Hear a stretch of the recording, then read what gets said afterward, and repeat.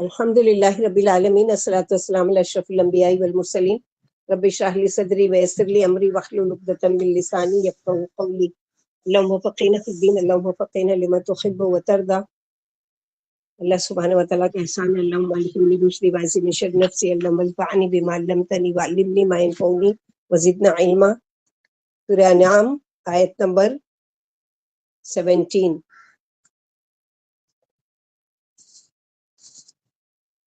وَإِن يَمْسَسْكَ اللَّهُ بِضُرٍّ فَلَا كَاشِفَ لَهُ إِلَّا هُوَ وَإِن يَمْسَسْكَ بِخَيْرٍ فَهُوَ عَلَى كُلِّ شَيْءٍ قَدِيرٌ۔ اور اگر پہنچائے اللہ سبحانہ وتعالیٰ آپ کو کوئی تکلیف تو اس کو کوئی ہٹانے والا نہیں مگر وہی، اور اگر پہنچا دے وہ آپ کو کوئی بھلائی تو وہ ہر چیز پر قدرت رکھنے والے ہیں۔ وہ یہ ساری بھلائی کس کے ہاتھ میں ہے؟ اللہ کے ہاتھ میں۔ ہر برائی اچھائی کا مالک صرف اور صرف اللہ سبحانہ وتعالیٰ ہے۔ کوئی بھی تکلیف جو ہم پر آتی ہے، جب تک اللہ کی مرضی اور اس کا اذن نہ ہو، وہ تکلیف ہم سے جا ہی نہیں سکتی۔ اور اگر آپ کی طرف سے کوئی خیر اور بھلائی ہمارے لیے لکھی ہے، اگر اللہ سبحانہ وتعالیٰ کی طرف سے کوئی خیر اور بھلائی ہمارے لیے لکھی ہے تو کوئی اس کو پھیر نہیں سکتا۔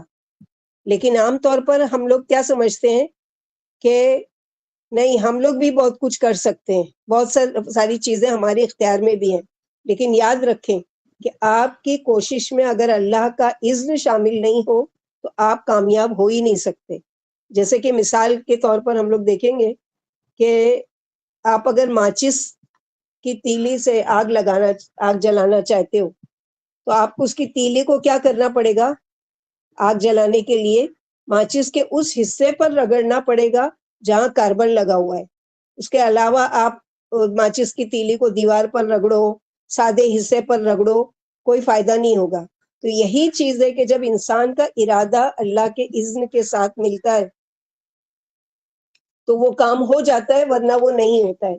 کسی دوسرے انسان کے بس میں کچھ بھی نہیں ہے۔ اور ہمارا کیا حال ہے کہ کوئی تکلیف آئی تو ہمارا عقیدہ کیا ہے؟ وہ فلاں میرا یہ کام کر دے گا، وہ فلاں میری یہ مشکل آسان کر دے گا۔ ذرا سوچے کہ ہم میں اور صحابہ کرام میں کتنا فرق ہے۔ صحابہ کرام کا جوتی کا تسمہ بھی ٹوٹتا تھا تو ان کو پہلا خیال جو آتا تھا وہ کس کا آتا تھا؟ اللہ سبحانہ وتعالیٰ کا۔ وہ اللہ سے مانگتے تھے۔ ان کے پاس نمک بھی کم پڑتا تو وہ عقیدہ رکھتے تھے کہ اللہ تعالیٰ دیں گے۔ اور ہم کس کے بارے میں سوچتے ہیں کہ صرف دنیا کے اسباب سوچتے ہیں، اللہ کی طرف ہمارا کم ہی دھیان جاتا ہے، جبکہ سب سے پہلا خیال کس کا آنا چاہیے؟ اللہ سبحانہ وتعالیٰ کا۔ مثلا کوئی بیمار ہو تو فلاں ڈاکٹر کے پاس چلے جاؤ تو اچھے ہو جاؤ گے، لیکن بعض مرتبہ وہی ڈاکٹر یا تو ایسی دوا دے دیتے ہیں کہ شفا ہونے کی بجائے الٹا الرجی ہو جاتی ہے، بیماری اور بڑھ جاتی ہے۔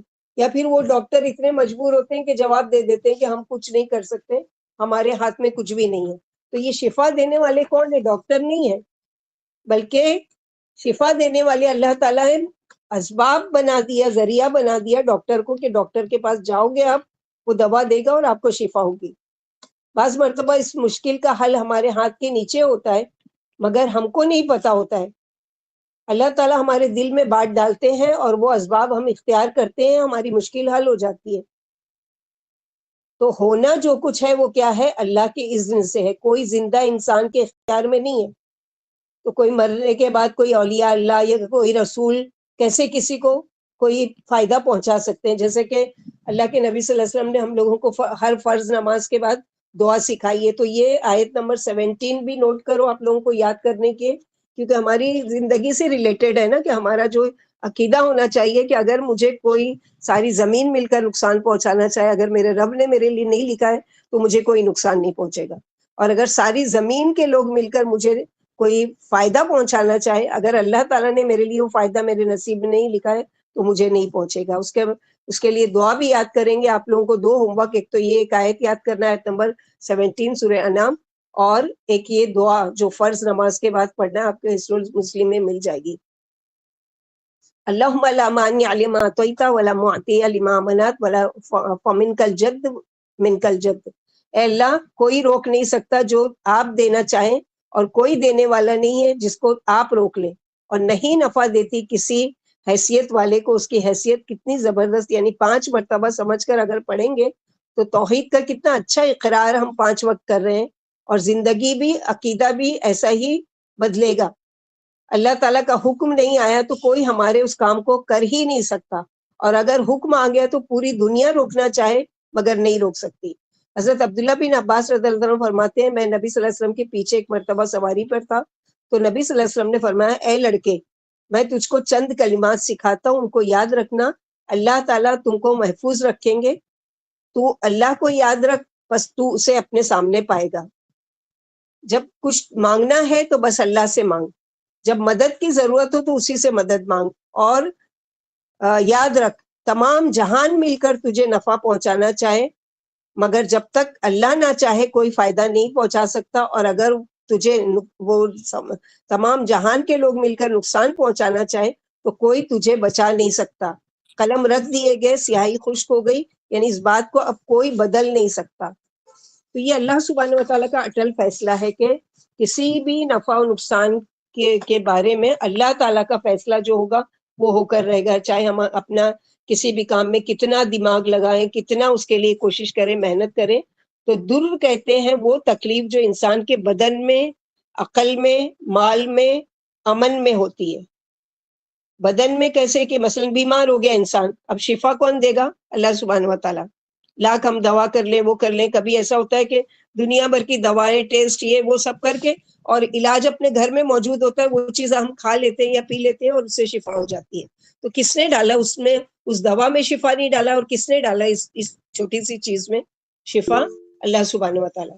اسی طرح عقل میں، اگر عقل میں کوئی فطور آ گیا، کچھ آ گیا، تو شفا دینے والے کون ہیں؟ اللہ تعالیٰ۔ یعنی اس عقل کو درست کرنے، رہنمائی کرنے، سیدھا رکھنے، اس کو استعمال کرنے کی طاقت اور قوت کس کے پاس ہے؟ اللہ تعالیٰ کی۔ اسی طرح مال میں، مال کا اگر کوئی نقصان لکھا ہے، اب چاہے آپ کتنا بھی تالا لگا کر رکھو اپنی دکان کو، اپنے گھر کو لاکر میں، وہ کر لیں، لیکن وہ چوری لکھی ہے تو وہ ہو کر رہے گی۔ اس کا مطلب یہ نہیں کہ پھر کھلا چھوڑ دیں، نہیں، اسباب کریں، توکل اللہ کے بھروسے پر کریں کہ اللہ تعالیٰ۔ تو اسی طرح ہر دور کو ہٹانے والے کون ہیں؟ اللہ تعالیٰ۔ اور اللہ سبحانہ و تعالیٰ کے اختیار میں ہے، جیسا کہ حدیث قدسی میں اللہ سبحانہ و تعالیٰ فرماتے ہیں، حدیث قدسی یعنی اللہ سبحانہ و تعالیٰ، ابو ذر غفاری رضی اللہ تعالیٰ سے روایت ہے کہ نبی صلی اللہ علیہ وسلم نے اللہ تبارک و تعالیٰ سے روایت کرتے ہوئے فرمایا، اللہ تعالیٰ فرماتے ہیں اے میرے بندو، میں نے ظلم کو اپنے اوپر حرام کر لیا ہے اور اسے تمہارے درمیان بھی حرام قرار دیا ہے، اس لیے ایک دوسرے پر ظلم نہ کیا کرو۔ اے میرے بندو، تم سب گمراہ ہو مگر جسے میں ہدایت دوں، لہٰذا مجھ سے ہدایت مانگو، میں تمہیں ہدایت دوں گا۔ اے میرے بندو، تم میں سے ہر شخص بھوکا ہے مگر وہ جسے میں کھانے کو دے دوں، سو مجھ سے کھانا مانگو، میں تمہیں کھانا دوں گا۔ اے میرے بندو، تم میں سے ہر کوئی کپڑے کا محتاج ہے سوائے اس کے جسے میں لباس پہنا دوں، سو تم مجھ سے لباس مانگو، میں تمہیں لباس پہناؤں گا۔ اے میرے بندو، تم سب دن رات غلطیاں کرتے ہو اور میں سارے گناہ معاف کرتا ہوں، لہٰذا تم مجھ سے مغفرت طلب کرو، میں تمہیں بخش دوں گا۔ اے میرے بندو، تم مجھے نقصان پہنچانے پر قادر نہیں ہو سکتے کہ مجھے نقصان پہنچا سکو، اور نہ نفع پہنچانے پر قادر ہو سکتے ہو کہ مجھے نفع پہنچا سکو۔ اے میرے بندو، اگر تمہارے اول و آخر، انسان اور جن، سب کے سب تم میں سے کسی ایک شخص کے متقی ترین دل کی طرح بن جائیں، تب بھی میری حکومت و سلطنت میں اس سے کوئی اضافہ نہیں ہوگا۔ اے میرے بندو، اگر تم میں سے اول و آخر انسان اور جن سب کے سب کسی ایک شخص کے بدترین فاجر دل کی طرح بن جائیں تو بھی میری حکومت میں اس سے کوئی کمی نہیں آئے گی۔ اے میرے بندو، اگر تم میں سے اول و آخر جنوں ان سب کے سب ایک جگہ کھڑے ہو کر مجھ سے مانگے اور میں ہر شخص کو اس کی مطلوبہ چیزیں دے دوں، تب بھی میرے خزانے میں اس سے کوئی کمی نہیں آئے گی مگر جتنی سمندر میں سوئی سے آتی ہے، جسے سمندر میں ڈال کر نکال لیا جائے۔ میرے بندو، یہ تمہارے اعمال ہیں جنہیں میں تمہارے لیے محفوظ رکھتا ہوں، پھر تمہیں اس کا پورا پورا بدلہ دوں گا، اس لیے جو نیکی پائے تو وہ اللہ کی حمد و ثنا کرے، اور جو اس کے علاوہ یعنی بدعملیاں پائے تو وہ اپنے نفسی کو ملامت کرے۔ تو یہ ہے اللہ سبحانہ و تعالیٰ کی زبردست حکمت کہ اللہ تعالیٰ اگر کہیں بھی ہے، یہ کبھی بھی نہیں سوچے کہ اب ہم ایسی مشکل میں پھنس گئے کہ کوئی راستہ نظر نہیں آ رہا ہے، کیسے نکلیں گے؟ نہیں، نکلیں گے۔ اگر ہم کو اللہ کی ذات پر یقین، توکل اور بھروسہ ہے کہ وہی نکالیں گے تو ضرور نکلیں گے۔ وہ ایسی جگہ سے راستہ نکالیں گے کہ انسان سوچ بھی نہیں سکتا، جیسے کہ قرآن میں اللہ سبحانہ و تعالیٰ فرماتے ہیں وَمَن يَتَوَکَّلْ عَلَى اللَّهِ فَهُوَ حَسْبُهُ، کہ اگر وہ اللہ پر توکل کرے گا تو اللہ اس کے لیے کافی ہے، یعنی اللہ ہی نفع و نقصان کے مالک ہے، وہی اپنی مخلوق میں حسب مرضی تصرف کرتے ہیں، کوئی اس کا حکم پیچھے ڈالنے والا نہیں اور نہ اس کا فیصلہ ٹالنے والا ہے۔ وہ جسے چاہے نفع یا نقصان پہنچا دے، اس کے نقصان کو اس کے سوا کوئی ہٹا نہیں سکتا، اور وہ ہر قسم کے نفع و نقصان پر قادر ہے۔ جیسے سورہ فاتر آیت نمبر 2 میں اللہ تعالیٰ فرماتے ہیں ما یفتح اللہ للناس، اللہ لوگوں پر اپنی جو رحمت کھولتے ہیں اسے کوئی روکنے والا نہیں، اور جو رحمت وہ روک لیتے ہیں اسے کوئی چھوڑنے والا نہیں۔ نبی صلی اللہ علیہ وسلم فرمایا کرتے تھے اے اللہ آپ کی نعمتیں کوئی روک نہیں سکتا، اور جو نعمتیں آپ روک لے انہیں کوئی دے نہیں سکتا، اور آپ کے عذاب سے مالدار کو اس کا مال بچا نہیں سکتا۔ تو یہ اللہ تعالیٰ کی ذات پر یقین و توکل، بھروسہ رکھنا چاہیے کہ اللہ سبحانہ وتعالیٰ کیسے وہ کرتے ہیں۔ جیسے ایک واقعہ آتا ہے، یزید بن عبد الملک کے پاس ایک باغی کو لایا گیا، اس نے اس کے خلاف الزامات سنے تو اسے قتل کرنے کا ارادہ کر لیا۔ ادھر باغی کے منہ سے بے اختیار نکلا اسا فرجو یاتی بہ اللہ ان لہ کل یوم فی خلیقتہ امر، ان قریب اللہ تعالیٰ میری رہائی کے اسباب مہیا کرے گا، کیونکہ ہر روز اس کا اپنی مخلوق کے بارے میں حکم ہوتا ہے۔ یزید کہنے لگا واللہ لا لأضربن عنقک اقتلوہ، اللہ کی قسم میں لازماً تمہاری گردن اتار دوں گا، جاؤ اور اس کو قتل کر دو۔ سپاہیوں نے اسے قتل کرنے کے لیے سامان اکٹھا کرنا شروع کر دیا۔ اسے قتل کرنے ہی لگے تھے کہ تابعی بزرگ حسیم بن اسود نقی داخل ہوئے۔ یہ کوفہ کے اشراف میں سے تھے، نامور خطیب اور بزرگ شاعر اور ثقہ راوی تھے۔ یزید بن ملک ان کا بے حد احترام کرتا تھا۔ انہوں نے جب اس باغی کو دیکھا تو کہنے لگے امیر المومنین اس مجرم کو مجھے بخش دیجیے۔ یزید نے ان کی طرف دیکھا اور کہا ہوا لکا، یعنی یہ آپ کا ہو گیا۔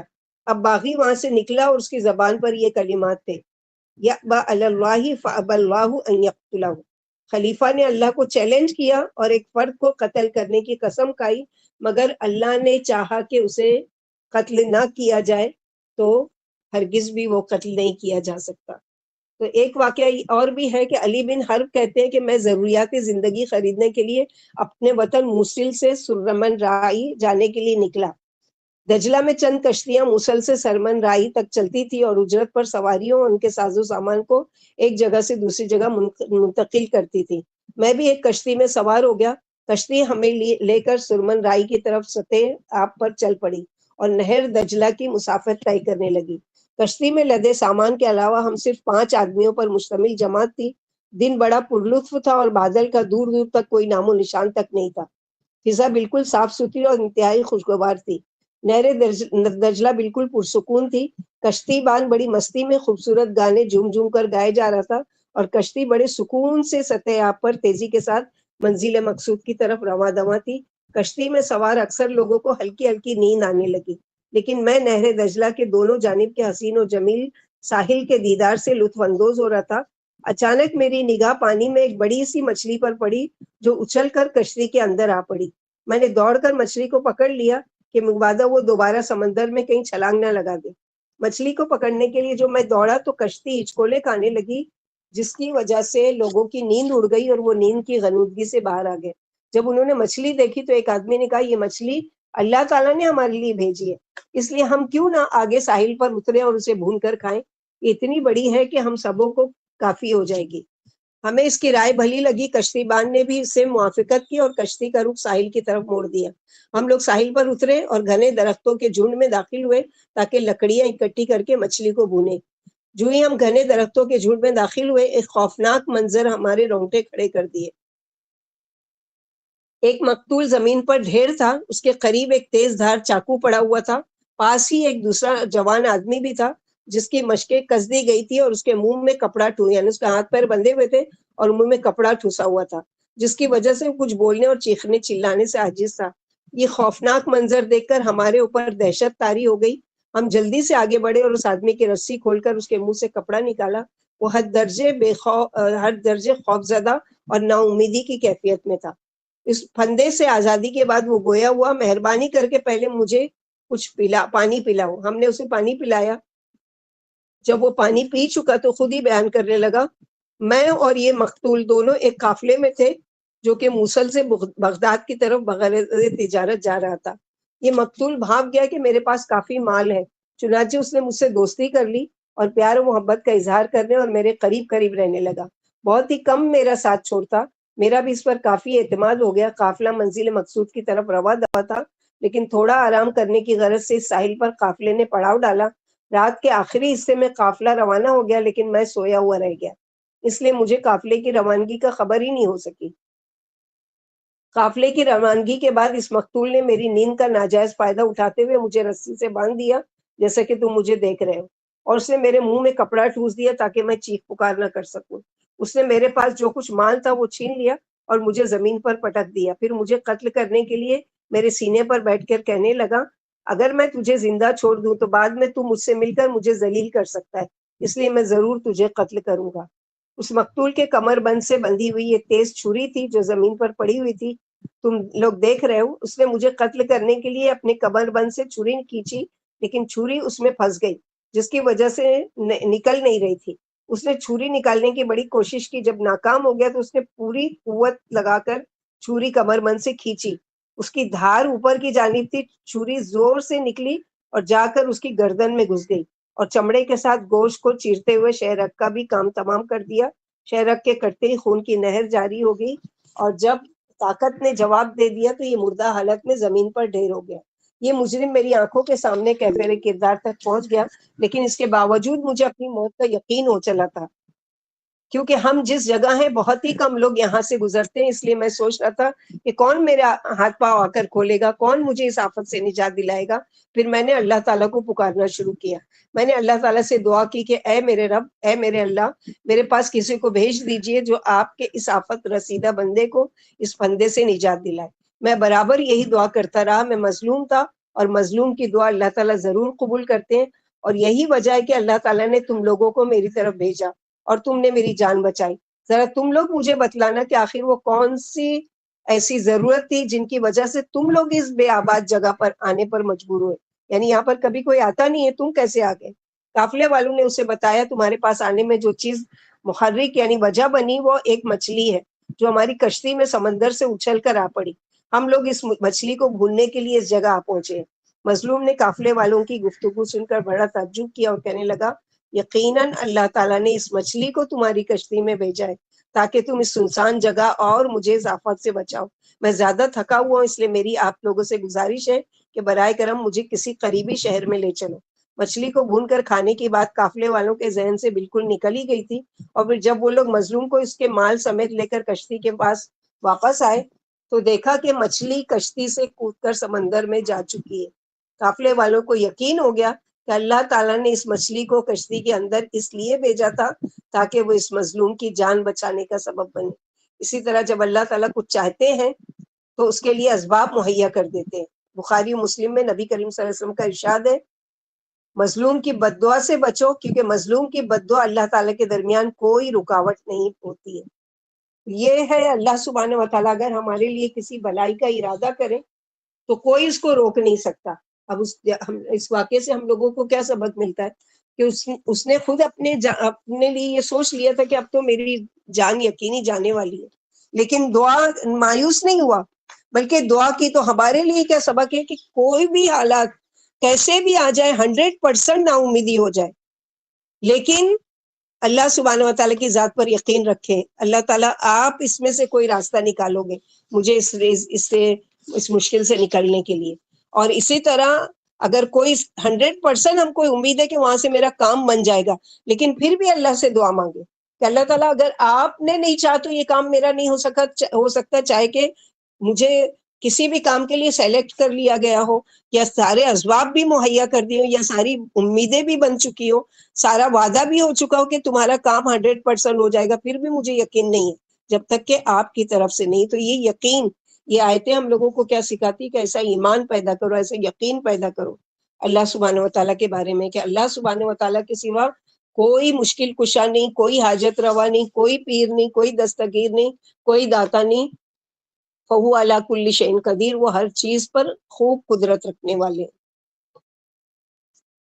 اللہ کے سوا کوئی یعنی اس مشکل کو دور کرنے والا نہیں، اور اللہ کے سوا کوئی اسے روکنے والا نہیں۔ پھر آگے کی آیت ہے، وَهُوَ الْقَاهِرُ فَوْقَ عِبَادِهِ وَهُوَ الْحَكِيمُ الْخَبِيرُ۔ اور وہ اپنے بندوں کی یعنی پوری طریقے سے قدرت رکھنے والے ہیں. اللہ سبحانہ و تعالیٰ کیا ہے؟ اپنے بندوں کی ہر کام میں پوری قدرت رکھنے والے ہیں. اللہ اپنے بندوں پر غالب و حکیم ہے. اس کے سامنے بڑے بڑے سرکشوں کی گردنیں جھکی ہوئی ہیں، لمبی ناک والوں کے سر خم ہیں، اور جھوٹے معبودوں کے چہرے ذلیل ہیں. اللہ کائنات کی ایک ایک چیز پر غالب ہے. اس کے ہاتھ میں ہر ایک کی پیشانی کے بال ہیں، اور تمام مخلوق اس کے جلال و جبروت کے آگے سرنگو ہے. اس کی قدرت میں ہر چیز اور اس کے قبضے میں تمام جہانوں کا ذرہ ذرہ ہے. اللہ اپنے تمام افعال میں حکمت والے ہیں، اور ہر چیز کے مقام و مناسبت سے خوب واقف ہے. وہ مستحق کو دیتے ہیں اور غیر مستحق کو نہیں دیتے، یعنی جو ضرورت مند ہے اس کو دیتے ہیں، جو ضرورت مند نہیں ہے اس کو بھی نہیں دیتے. اور بعض مرتبہ الٹا ہوتا ہے، یعنی اللہ سبحانہ و تعالیٰ کسی کے لیے وہ ارادہ کرتے ہیں اس کو خوب دیتے ہیں. تو اللہ سبحانہ و تعالیٰ جیسے یہاں فرما رہے ہیں کہ اور یعنی اللہ تعالیٰ غلبہ رکھتے ہیں اپنے بندوں پر. قہار بھی آتا ہے، حکیم میں حکمت بھی ہے اور حکم بھی، یعنی اللہ تعالیٰ ہر حکم حکمت پر مبنی ہے. اللہ تعالیٰ کا کوئی بھی حکم جو ہے وہ حکمت سے خالی نہیں ہے. تو وہ اپنے غلبہ رکھنے والے اپنے بندوں پر، وہ الحکیم الخبیر، اور وہ خوب حکمت والے اور خوب خبر ہے. قل ای شیء اکبر شہادہ قل اللہ شہید بینی و بینکم واوحی الی ھذا القرآن لانذرکم بہ ومن بلغ اینکم لتشہدون ان مع اللہ آلہۃ اخری. کہہ دیجئے جو یعنی جو ابھی پڑھا لوگ پوچھتے تھے کہ اس بات کی دلیل کیا ہے، کہہ دیجئے سب سے بڑی دلیل اللہ کی گواہی ہے. جو گواہ ہے میرے اور تمہارے درمیان، ان سب باتوں پر اللہ گواہ ہے کہ میں اسی کی طرف سے معمور ہوں. جو کچھ میں کہہ رہا ہوں اس کے حکم سے کہہ رہا ہوں. یعنی رسول بنا کر بھیجنا یہ کس کا کام ہے؟ اللہ سبحانہ و تعالیٰ کا. یعنی اگر یہ مشرکین مکہ آپ کو نہیں مانتے تھے کہ آپ اللہ کے رسول ہیں اور آپ کا انکار کرتے تھے، تو یہاں پر اللہ سبحانہ و تعالیٰ یہ بتا رہے ہیں کہ اگر ان کے سامنے پہاڑ بھی آ کر کہے کہ آپ رسول ہیں تو یہ نہیں مانیں گے، اگر ان کے پاس درخت بھی آ کر کہے تو یہ نہیں مانیں گے. لیکن سب سے بڑی گواہی جس نے رسول آپ کو بنا کر بھیجا، جیسے کہ سورہ بقرہ میں سیکنڈ پارہ جو ختم ہوتا ہے، کمپلیٹ ہوتا ہے، وہاں پر کیا ہے کہ انک لمن المرسلین، بے شک آپ رسولوں میں سے. یعنی گواہی کون دے رہا ہے؟ اللہ سبحانہ و تعالیٰ. سورہ آل عمران میں شہید اللہ انہ لا الہ الا هو والملائکۃ واولو العلم قائما بالقسط لا الہ الا هو العزیز الحکیم.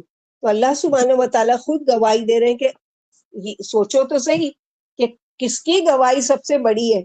اللہ سبحانہ و تعالیٰ کی. اللہ تعالیٰ خود جواب بھی دے رہے، قل اللہ، کہہ دیجئے اللہ کی، شہید بینی، تم مانو یا نہ مانو تمہارے اور میرے درمیان وہی گواہ ہے کہ اسی کی طرف سے مجھے یہ رسول چنا گیا ہوں میں، اور اسی کی طرف سے بھیجا گیا ہوں. میرے اپنی کوئی مرضی نہیں ہے کہ میں خود رسول بن کر آ گیا. وَأُوحِيَ إِلَيَّ هَذَا الْقُرْآنَ لِأُنذِرَكُم بِهِ وَمَن بَلَغَ، اور وحی کی گئی ہے، کہہ دیجئے وحی کیا جاتا ہے میری طرف یہ قرآن، جس کے ذریعے میں خبردار کروں، اور جس تک یہ قرآن پہنچ جائے اس کو بھی یہی پیغام، یہی کام کرنا ہوگا. اس کی یعنی اللہ سبحانہ و تعالیٰ کہتے ہیں کہ اس سے کیا پتہ چلتا ہے کہ ہم جو بات ہم تک پہنچ گئی، اب ہماری ذمہ داری آگے بڑھانے کی. غلطیاں تو ہوں گی لیکن غلطی کی ڈر سے یہ کام چھوڑ نہیں دینا ہے کہ نہیں میں نہیں وہ کر سکتی اور میں یہ کام نہیں کر سکتی. تو یہاں پر یہی بتایا گیا کہ نبی صلی اللہ علیہ وسلم کی زبانی کہلوا جا رہا ہے کہ قرآن میری طرف کیوں بھیجا گیا؟ تاکہ ڈراؤں تم کو اس دن کے عذاب سے، یا کہ یہ کہ اس کی قسمیں کھائی جائیں یا کوئی مر جائے تو جمع. یعنی قرآن کا بھیجنے کا مقصد کیا ہے؟ کہ اس کے ذریعے سے ہم قیامت کے دن جو ہم سے سوال کیا جانا ہے یا جو چیز کے لیے خبردار کیا جا رہا ہے، یہ اس کے لیے آیا ہے، ہدایت کے لیے قرآن آیا ہے. نہ ہی یہ کہ قسم کی ضرورت پڑے تو اس کو قرآن کی قسم یا ایصال ثواب کے لیے جمع ہو کر سب کی سب وہ پڑھیں یا اس کی رسپیکٹ کے لیے اونچی جگہ رکھیں. نہیں، قرآن اس لیے نہیں آیا. بالکل اس کی رسپیکٹ کرنا ہے، بالکل اس کو سنبھال کر رکھنا ہے، بالکل اس کی عزت افزائی کرنا ہے کہ یہ اللہ کا کلام ہے. لیکن اس کا اصل بھیجے جانے کا مقصد کہ اس کو پڑھا جائے. جب تک کوئی زندہ تھا، یعنی کسی انسان کے بارے میں ہم لوگ پڑھتے ہیں، اس کو بعض لوگ ہوتے ہیں کہ قرآن پڑھو لیکن ان کو نہیں انٹرسٹ ہوتا، نہیں پڑھتے. اب کیا ہماری طرف سے ان کو بخش کے بھیجنا، کیا قرآن ایک کیا 10 بھی پڑھ لو ان کو فائدہ دے گا میت کو؟ کیا نبی صلی اللہ علیہ وسلم نے ہم کو یہی تعلیم دی اپنے صحابہ کو، یا ہم کو قرآن کے آنے کا مقصد کہ خبردار ہو جاؤ، جس کو یہ پہنچے وہ بھی خبردار ہو جائے تو آگے پہنچائے؟ کیونکہ اگر صحابہ کرام یہ کام نہیں کرتے، اس آیت پر عمل نہیں کرتے، تو قرآن کہاں ہوتا؟ آپ صلی اللہ علیہ وسلم اور صحابہ کرام تک رک جاتا، ہم تک کیسے قرآن پہنچتا؟ ان لوگوں نے اپنی ذمہ داری پوری کی نا، کہ اور ومم بلغ میں ہم سب آتے ہیں، جس تک بھی یہ قرآن پہنچے، قیامت تک جتنے لوگ سنیں گے، جتنے لوگ اس کے بارے میں جانیں گے، جتنے لوگ اس کا علم سیکھیں گے، ان کی ذمہ داری ہو جائے گی کہ وہ آگے دوسروں تک پہنچائے۔ تو ہم تک یہ قرآن پہنچا، فلاں صحابی نے یہ کہا، فلاں صحابی نے یہ کیا، تو صرف اگر وہ عمل ہی کرتے اور اس کو لکھتے نہیں یا لوگوں کے کو سکھاتے نہیں، تو یہ علم ان کے دنیا کے ساتھ ہی چلا جاتا۔ حجۃ الوداع کے موقع پر نبی صلی اللہ علیہ وسلم کے ساتھ 1,40,000 لوگ تھے، تو سب کے نام موجود نہیں ہیں، لیکن ان کے نام ہیں جنہوں نے کوئی کام کیا۔ یعنی 1,24,000 جو لوگ تھے، 40,000، ان سب کے نام مینشن نہیں ہے قرآن و حدیث میں، لیکن کس کے نام کو ہم پڑھتے ہیں؟ فلاں صحابی سے یہ روایت ہے، فلاں صحابی نے یہ کہا، فلاں صحابی نے آپ صلی اللہ علیہ وسلم کو یہ کرتے ہوئے دیکھا۔ تو اللہ کے نبی صلی اللہ علیہ وسلم کی بھی حدیث موجود ہے، چھوٹی سی حدیث ہے، بلغوا انی ولو آیہ، پہنچا دو میری طرف سے چاہے کہ ایک آیت ہی کیوں نہ ہو۔ تو آج تو اتنی سہولت ہے کہ یہ کام مشکل بھی نہیں ہے۔ مثلا پہلے کے دور میں تو مشکل تھی کہ کاغذ قلم نہیں ہوتا تھا، اور جو حفظ کر لیا بس اسی کو وہ کر سکتے۔ آج تو انٹرنیٹ کا زمانہ ہے، ریکارڈنگ کا زمانہ ہے، کمپیوٹر ہے، لیپ ٹاپ ہے، یہ ساری چیزیں۔ اور سب سے بہترین چیز یاد رکھیں کہ اللہ کے نبی صلی اللہ علیہ وسلم، اگر ہم اللہ کے نبی صلی اللہ علیہ وسلم کی دعا کو حاصل کرنا چاہتے ہیں تو اس کام کو ضرور اپنی ذمہ داری سمجھ لیں کہ خیرکم من تعلم القرآن وعلمہ، تم میں سے بہتر وہ ہے جو قرآن کو سیکھے اور سکھائے۔ تو اس آیت پر ہم سب کو عمل کرنا چاہیے، کیونکہ ہمارے کان نے اللہ کا حکم سن لیا۔ ہماری ذمہ داری، جیسے کہ حدیث میں ہے کہ محض سے لاحد تک سیکھو، اور سب سے اچھا تعلیم پہنچانا قرآن سے ہے، اور نبی صلی اللہ علیہ وسلم کی سنت بھی ہے۔ حدیث سے نبی صلی اللہ علیہ وسلم نے فرمایا اللہ تعالیٰ اس شخص کا چہرہ تر و تازہ کر دے، رونق کر دے، جس نے میری کوئی بات سنی اور اس کو یاد کر لیا اور اس کو دوسروں تک پہنچایا۔ اور بعض پہنچائے جانے والے ایسے ہوتے ہیں، وہ پہنچائے جانے والوں سے زیادہ اچھے ہوتے ہیں۔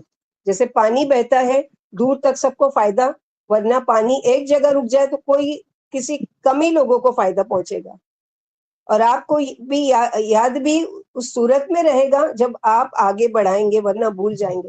یعنی اگر ہم چاہتے ہیں کہ ہم جو قرآن کا علم سیکھ رہے ہیں وہ ہمارے سینوں میں محفوظ رہے، اور وہ ہم یعنی یاد رہے ہم کو، تو اس کے لیے کیا ہے کہ اس کو ریپیٹ کرنا ضروری۔ ریپیٹ یعنی اس کو اگر سکھانے میں لگ جائیں گے تو کیا ہوگا کہ وہ چیز ریپیٹ بھی ہوگی، اور وہ ہمارے لیے یعنی یاد دہانی کے لیے بھی ہوگی۔ تو اللہ سبحانہ و تعالیٰ یہاں پر یہی فرما رہے ہیں کہ بھلا اللہ سے بڑھ کر کسی کی گواہی ہو سکتی ہے؟ خود اللہ میری رسالت پر اور تمہاری تکذیب پر گواہ ہے۔ اسی نے مجھے یہ قرآن عطا فرمایا تاکہ میں جسے یہ پہنچ جائے اسے ہوشیار کر دوں۔ فرمایا وَمَن يَكْفُرْ بِهِ مِنَ الْأَحْزَابِ، سورہ ہود آیت نمبر 17 میں، جو جماعت قرآن کو نہ مانے اس کے لیے آخرت میں آگ کا وعدہ ہے۔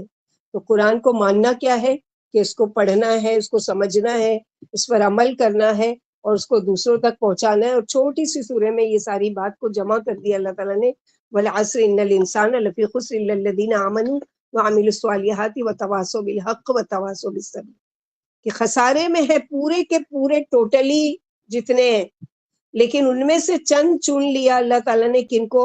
کہ جو ایمان لے آئے، جنہوں نے عمل کیے اچھے، جنہوں نے حق کی تلقین کی، یعنی حق کی تعلیم سیکھی، حق کی بات کو جان لیا اور اس کو دوسروں تک پہنچایا، خود بھی اس سے فائدہ اٹھایا اور دوسروں کو بھی پہنچایا۔ اور یہاں تک کہ یہ کیا کیا کہ اس پر اگر تکلیف پہنچانے میں کوئی راستے میں رکاوٹ آئی، کوئی مشکل آئی، کوئی مصیبت آئی، تو اس پر کیا کیا؟ انہوں نے صبر کیا۔ اللہ سبحانہ و تعالیٰ یہاں پر یہی کہہ رہے ہیں کہ شہید بینی و بینکم واوحی الی ھذا القرآن ومن بلغ اَإِنَّكُمْ لَتَشْهَدُونَ أَنَّ مَعَ اللَّهِ آلِهَةً أُخْرَىٰ قُل لَّا أَشْهَدُ، یعنی کیا یقیناً تم گواہی دیتے ہو کہ اللہ کے سوا کوئی اور الہ بھی ہے؟ کہہ دیجئے میں تو گواہی نہیں دیتا۔ آپ صلی اللہ علیہ وسلم کہہ دیجئے بے شک وہ ایک ہی الہ ہے اور بے شک میں تو بری ہوں اس سے جو تم شریک ٹھہراتے ہو. یعنی اللہ کے نبی صلی اللہ علیہ وسلم سے کی زبانی کہلوایا جا رہا ہے کہ میں تو توحید کی دعوت لے کر آیا ہوں، میں ایک اللہ کی طرف تم کو پکار رہا ہوں، کیا تم گواہی دیتے ہو؟ یعنی کیا ہے گواہی؟ نمبر ایک طرف اللہ کی گواہی کہ اللہ ایک ہی ہے، نمبر دو بندوں کی گواہی کیا انہوں نے اللہ کے علاوہ اور بھی الہ جو بنا لیے ہیں، نمبر تین غلط کام کرنے والوں سے بری ذمہ ہو جانا، پہلے خود رکیں کسی بھی گناہ سے، پھر وہی گناہ کسی کو کرتا دیکھے تو روکے، اور اگر پھر بھی وہ نہ مانے تو کہہ دیجئے کہ میں تمہارے اس گناہ کے کام میں شریک نہیں ہوں، میں بری ہوں اس سے. کیونکہ لا الہ الا اللہ، لا الہ الا اللہ یعنی سب سے پہلے نہیں کرو، انکار کرو کہ ہم یعنی اس کا انکار کرتے ہیں کہ اللہ کے سوا کوئی معبود نہیں ہے. تو یہاں پر یہی بتایا گیا کہ پھر فرمایا مشرکو کیا تم شرک کی گواہی دیتے ہو؟ آپ فرما دیجئے کہ میں تو ایسی بیہودہ بات نہیں کہتا، جیسے کہ سورہ انعام آیت نمبر آگے 151 میں پڑھیں گے. فَإِن شَهِدُوا فَلَا تَشْهَدْ مَعَهُمْ، اگر وہ گواہی دے بھی دے تو آپ ان کے ساتھ گواہ نہ بنے، آپ تو یہ فرما دے کہ معبود تو ایک ہی ہے جو اللہ ہے اور میں تمہارے شرک سے بری ہوں. یعنی میں تمہارے ساتھ گواہی نہیں دیتا کہ اللہ کے سوا کوئی اور معبود ہے، میں تو یہی دعوت لے کر آیا ہوں، تو میں کیسے اس بات میں تمہارا گواہ بن سکتا ہوں. الذین آتیناہم الکتاب یعرفونہ کما یعرفون ابناءہم الذین خسروا انفسہم فہم لا یؤمنون. وہ لوگ جنہیں دی گئی کتاب وہ پہچانتے ہیں اس کو جیسا کہ وہ پہچانتے ہیں اپنے بیٹوں کو. سورہ بقرہ میں پڑھ چکے آیت نمبر 146. نبی صلی اللہ علیہ وسلم کو یہ اہل کتاب ایسے پہچانتے تھے جیسے وہ اپنے بیٹوں کو پہچانتے تھے. تو یہ ایمان لائیں گے نہیں جب تک کہ ان کے دل میں آخرت کا ڈر اور اللہ کا تقوی نہ آئے.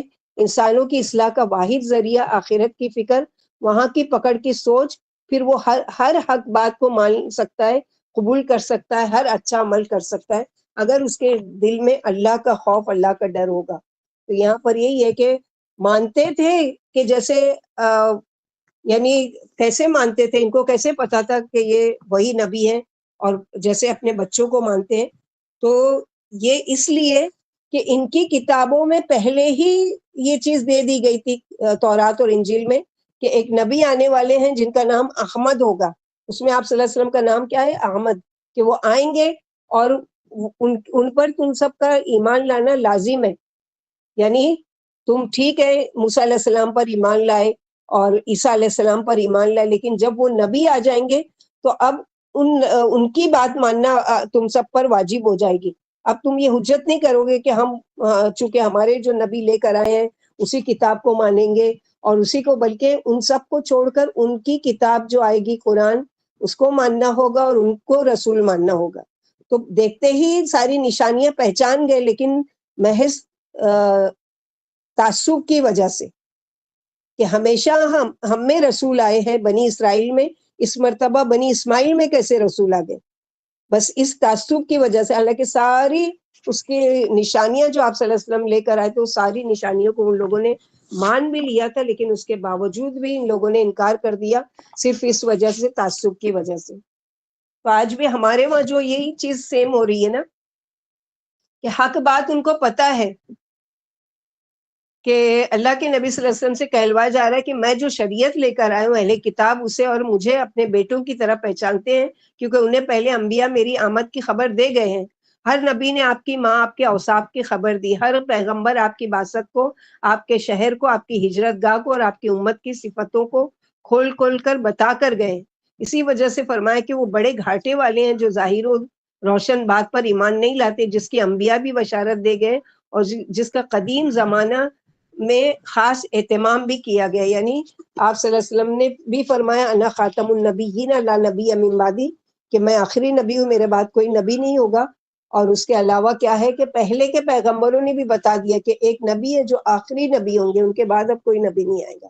لیکن یہ ساری چیزیں نشانیاں دیکھنے کے بعد ان لوگوں نے کیا کیا؟ جھٹلا دیا. اسی لیے اللہ تعالیٰ کہہ رہے ہیں ومن اظلم ممن افترى علی اللہ کذبا او کذب بآیاتہ انہ لا یفلح الظالمون. اور اس سے زیادہ ظالم کون ہے جو اللہ پر جھوٹ افترا باندھے اور جھٹلائے اس کی آیات کو. آپ دیکھیں کہ اگر آپ کے اوپر کون ایسی بات یا بہتان باندھا جائے تو جھوٹ جو ہم نے نہیں کیا تو ہم کو کتنا غصہ آتا ہے کہ جب تک اپنے آپ کو سچا ثابت نہیں کرتے چین سے نہیں بیٹھتے. تو یہی بات اللہ تعالیٰ پر اور اس کے رسول پر باندھا جائے تو کیا یہ بڑا ظلم نہیں ہے؟ اس کی مثال کہ جھوٹی نبوت کا دعویٰ کرے کوئی کہ میں اللہ کی طرف سے رسول ہوں اور میرے اوپر وحی نازل کی جاتی ہے، اللہ نے اس کو نبی نہیں بنایا ہے، لیکن وہ اللہ کی طرف یہ بات منسوب کرے. آپ صلی اللہ علیہ وسلم نے پیشن گوئی بھی کی تھی کہ 30 جھوٹے دجال ہوں گے اور جو نبوت کا دعویٰ کریں گے، اور ہر ایک کا دعویٰ ہوگا کہ وہ نبی ہے. یا بے وجہ کہنا یہ قرآن ہم میں لکھا ہے یا اللہ نے یہ بات فرمائی ہے، حالانکہ وہ بات نہ قرآن میں ہوتی ہے نہ اللہ نے فرمائی ہوتی ہے. جیسے کہ حدیث میں نبی صلی اللہ علیہ وسلم نے فرمایا جس نے میری طرف جان بوجھ کر کوئی بات گھڑی جو میں نے نہیں کہی ہے اسے چاہیے کہ اپنا ٹھکانہ جہنم میں بنا لے. تو نبی صلی اللہ علیہ وسلم پر جھوٹ باندھے تو اللہ کی طرف جھوٹ گڑے، اس میں بہت احتیاط کی ضرورت ہے. یقیناً ظالم فلاح نہیں پاتے، ظالم لوگوں کو کامیابی کبھی بھی نصیب نہیں ہوتی. کہ جو اللہ پر جھوٹ باندھے، یعنی جھوٹ باندھنے میں ایک تو یہ بھی ہے نا کہ وہ کام کر کے دکھانا جو اللہ کے نبی صلی اللہ علیہ وسلم نے نہ کہا نہ کیا، نہ آپ صلی اللہ علیہ وسلم نے صحابہ کرام کو کرتے ہوئے دیکھا اور خاموشی اختیار کری، اور اس کو اپنی طرف سے من گھڑت رسم بنا کر پیش کرنا کہ حدیث میں آیا ہے. تو یہ بھی سراسر جھوٹ ہے. جو نبوت کا جھوٹا دعویٰ کرے اس سے بڑھ کر کون ظالم ہے، کیونکہ وہ اللہ پر جھوٹ باندھ رہا ہے. اور اس سے بڑا کوئی ظالم نہیں جو اللہ کی آیتیں دلائل نہ مانے. ان دونوں میں سے کسی کا بھی اللہ کے عذاب سے چھٹکارا نہیں ہے. یعنی اللہ پر جھوٹ باندھنا کیا ہے کہ قرآن میں آیا ہے کوئی بھی بات، حالانکہ ان کا اپنا دل چاہ رہا ہے وہ کام کرنے کے لیے، لیکن نعوذ باللہ قرآن میں ایسا آیا ہے. اور قرآن میں واقعی ایسی دلیلیں بھی دیتی ہیں، یعنی قرآن کی آیتوں کو پڑھ کر بتاتے ہیں اس کا مطلب کچھ اپنی مرضی کے مطابق بنا کے کیا کہتے ہیں دیکھو قرآن میں آیا. جیسے کہ اللہ سبحانہ وتعالیٰ نے فرمایا کہ انا انزلناہ نور، بے شک ہم نے نازل کیا نور. تو نور کا معنی وہاں پر آگے کی آیت میں دیکھیں گے تو قرآن کہ جو ہدایت کا ذریعہ ہے. آپ کیا بولتے ہیں کہ دیکھو قرآن میں آیا ہے کہ اللہ تعالیٰ نے خود کہا ہے کہ نور من نور اللہ، یعنی اللہ کے نبی صلی اللہ علیہ وسلم کے بارے میں کہ ہم نے اتارا. تو اللہ کے نبی صلی اللہ علیہ وسلم اترے تو نہیں تھے نا، وہ تو پیدا ہوئے تھے، پیدائش ہوئی تھی باقاعدہ ان کی، جیسے کہ بچے پیدا ہوتے ہیں. تو اترے کہاں سے؟ تو یہ ساری چیز کہ اللہ پر جھوٹ کتنی ہی، یہ تو ایک چھوٹی سی ایک مثال ہے، کتنی ہی ایسی مثالیں اللہ کے نبی صلی اللہ علیہ وسلم کی طرف منسوب کی جاتی ہے. تو یہی حدیث اگر یاد کرے کہ اللہ کے نبی صلی اللہ علیہ وسلم نے فرمایا کہ جو میری طرف جان بوجھ کر کوئی بات کو گھڑے وہ اپنا ٹھکانہ کیا ہے جہنم میں بنا لے. تو کون ہے جو ظالم اس سے بڑھ کر کے وہ اپنا ٹھکانہ جہنم میں بنانے کا شوقین ہو اور وہ پھر اللہ پر اور اللہ کے رسول پر جھوٹ باندھے. وَيَوْمَ نَحْشُرُهُمْ جَمِيعًا ثُمَّ نَقُولُ لِلَّذِينَ أَشْرَكُوا أَيْنَ شُرَكَاؤُكُمُ الَّذِينَ كُنتُمْ تَزْعُمُونَ. اور جس دن ہم سب کو جمع کریں گے پھر ہم کہیں گے ان لوگوں سے جنہوں نے شرک کیا کہ کہاں ہے تمہارے شریک ٹھہرائے ہوئے معبود، وہ جن کے بارے میں تم دعوے کرتے تھے کہ یہ اللہ کے پاس ہمارے لیے کچھ کروا سکتے ہیں. یا شرکاؤکم سے مراد کوئی بھی وہ ہستی جو اللہ سے ہمارے لیے کوئی کام آ سکتی ہے، کچھ کروا سکتی ہے. یہ پہنچے ہوئے ہیں، فلاں ہیں، بہت نیک ہیں یا تھے، یا وہ جنتی ہیں. جیسے ہمیں یہ کہنے کا حق نہیں کہ فلاں جہنمی ہے، اسی طرح جنتی ہی اللہ کا فیصلہ ہے. مالکی یوم الدین ہے، ہم دعا تو کر سکتے ہیں کہ اللہ تعالیٰ ان کو جنت نصیب کرے، لیکن یہ نہیں کہہ سکتے کہ ہاں وہ ایسے عمل کرتے تھے یقینی وہ جنتی ہے. نہیں، اللہ سے امید ہے کہ اللہ تعالیٰ ان کو جنت میں داخل کریں گے، کیونکہ قرآن پاک میں نبی صلی اللہ علیہ وسلم نے سے کہلوایا گیا ہے کہ وما ادری ما یفعل بی ولا بکم، مجھے خود پتا نہیں کہ میرے ساتھ کیا کیا جائے گا اور تمہارے ساتھ کیا کیا جائے گا. یہ آپ صلی اللہ علیہ وسلم سے کہلوایا جا رہا ہے. نبی صلی اللہ علیہ وسلم نے فرمایا کوئی شخص اللہ کی رحمت کے بغیر جنت میں نہیں جا سکتا. تو کسی نے سوال کیا کہ آپ بھی یا رسول اللہ صلی اللہ علیہ وسلم؟ فرمایا ہاں، اللہ یہ کہ جب تک اللہ کی رحمت نہ ہو.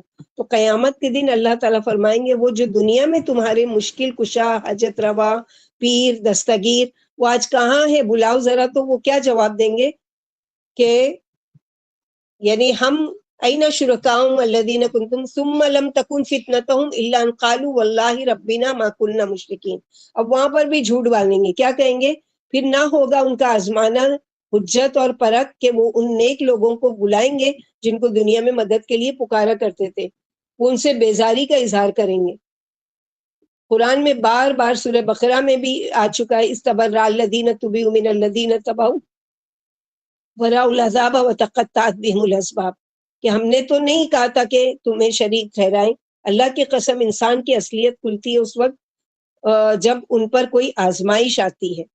تو دیکھو کہ یہ جب ان پر کوئی یعنی اب ان سے پوچھا جا رہا ہے تو صاف اللہ کی طرف کیا جھوٹ گڑ رہے ہیں کہ اللہ کی قسم، وہاں پر اللہ کے سامنے ان کی جرات دیکھو کہ اللہ کے سامنے اللہ کی قسم کھا کر کہہ رہے ہیں کہ رب بنا، اے ہمارے رب، ما کننا مشرکین، ہم نے تو کوئی شرک نہیں کیا تھا۔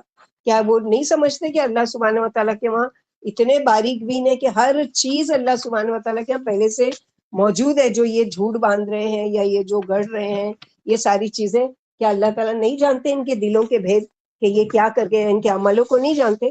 اللہ تعالیٰ بھی جانتے ہیں، اور اللہ سبحانہ و تعالیٰ نے فرشتوں کو بھی ان کے ایک ایک عمل کو لکھنے کے لیے لگا کر رکھا ہوا ہے۔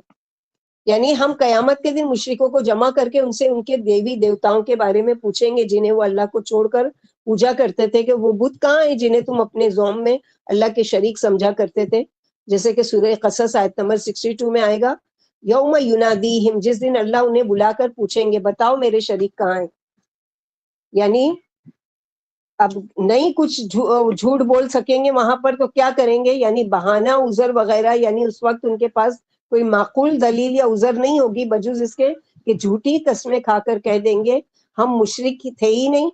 یعنی آزمائش کے وقت مشرک گزشتہ شرک کے عذر میں یہی کہیں گے کہ اللہ کی قسم ہم مشرک نہیں تھے، دنیا میں تو بڑے شوق سے شرک کیا کرتے تھے، بڑے یقین کے ساتھ شرک کیا کرتے تھے کہ فلاں ہماری بگڑی بنا دے گا، فلاں ہمارا مشکل کشا ہے، فلاں ہماری مشکل دور کر دے گا، اور فلاں میرا یہ کام بنا دے گا۔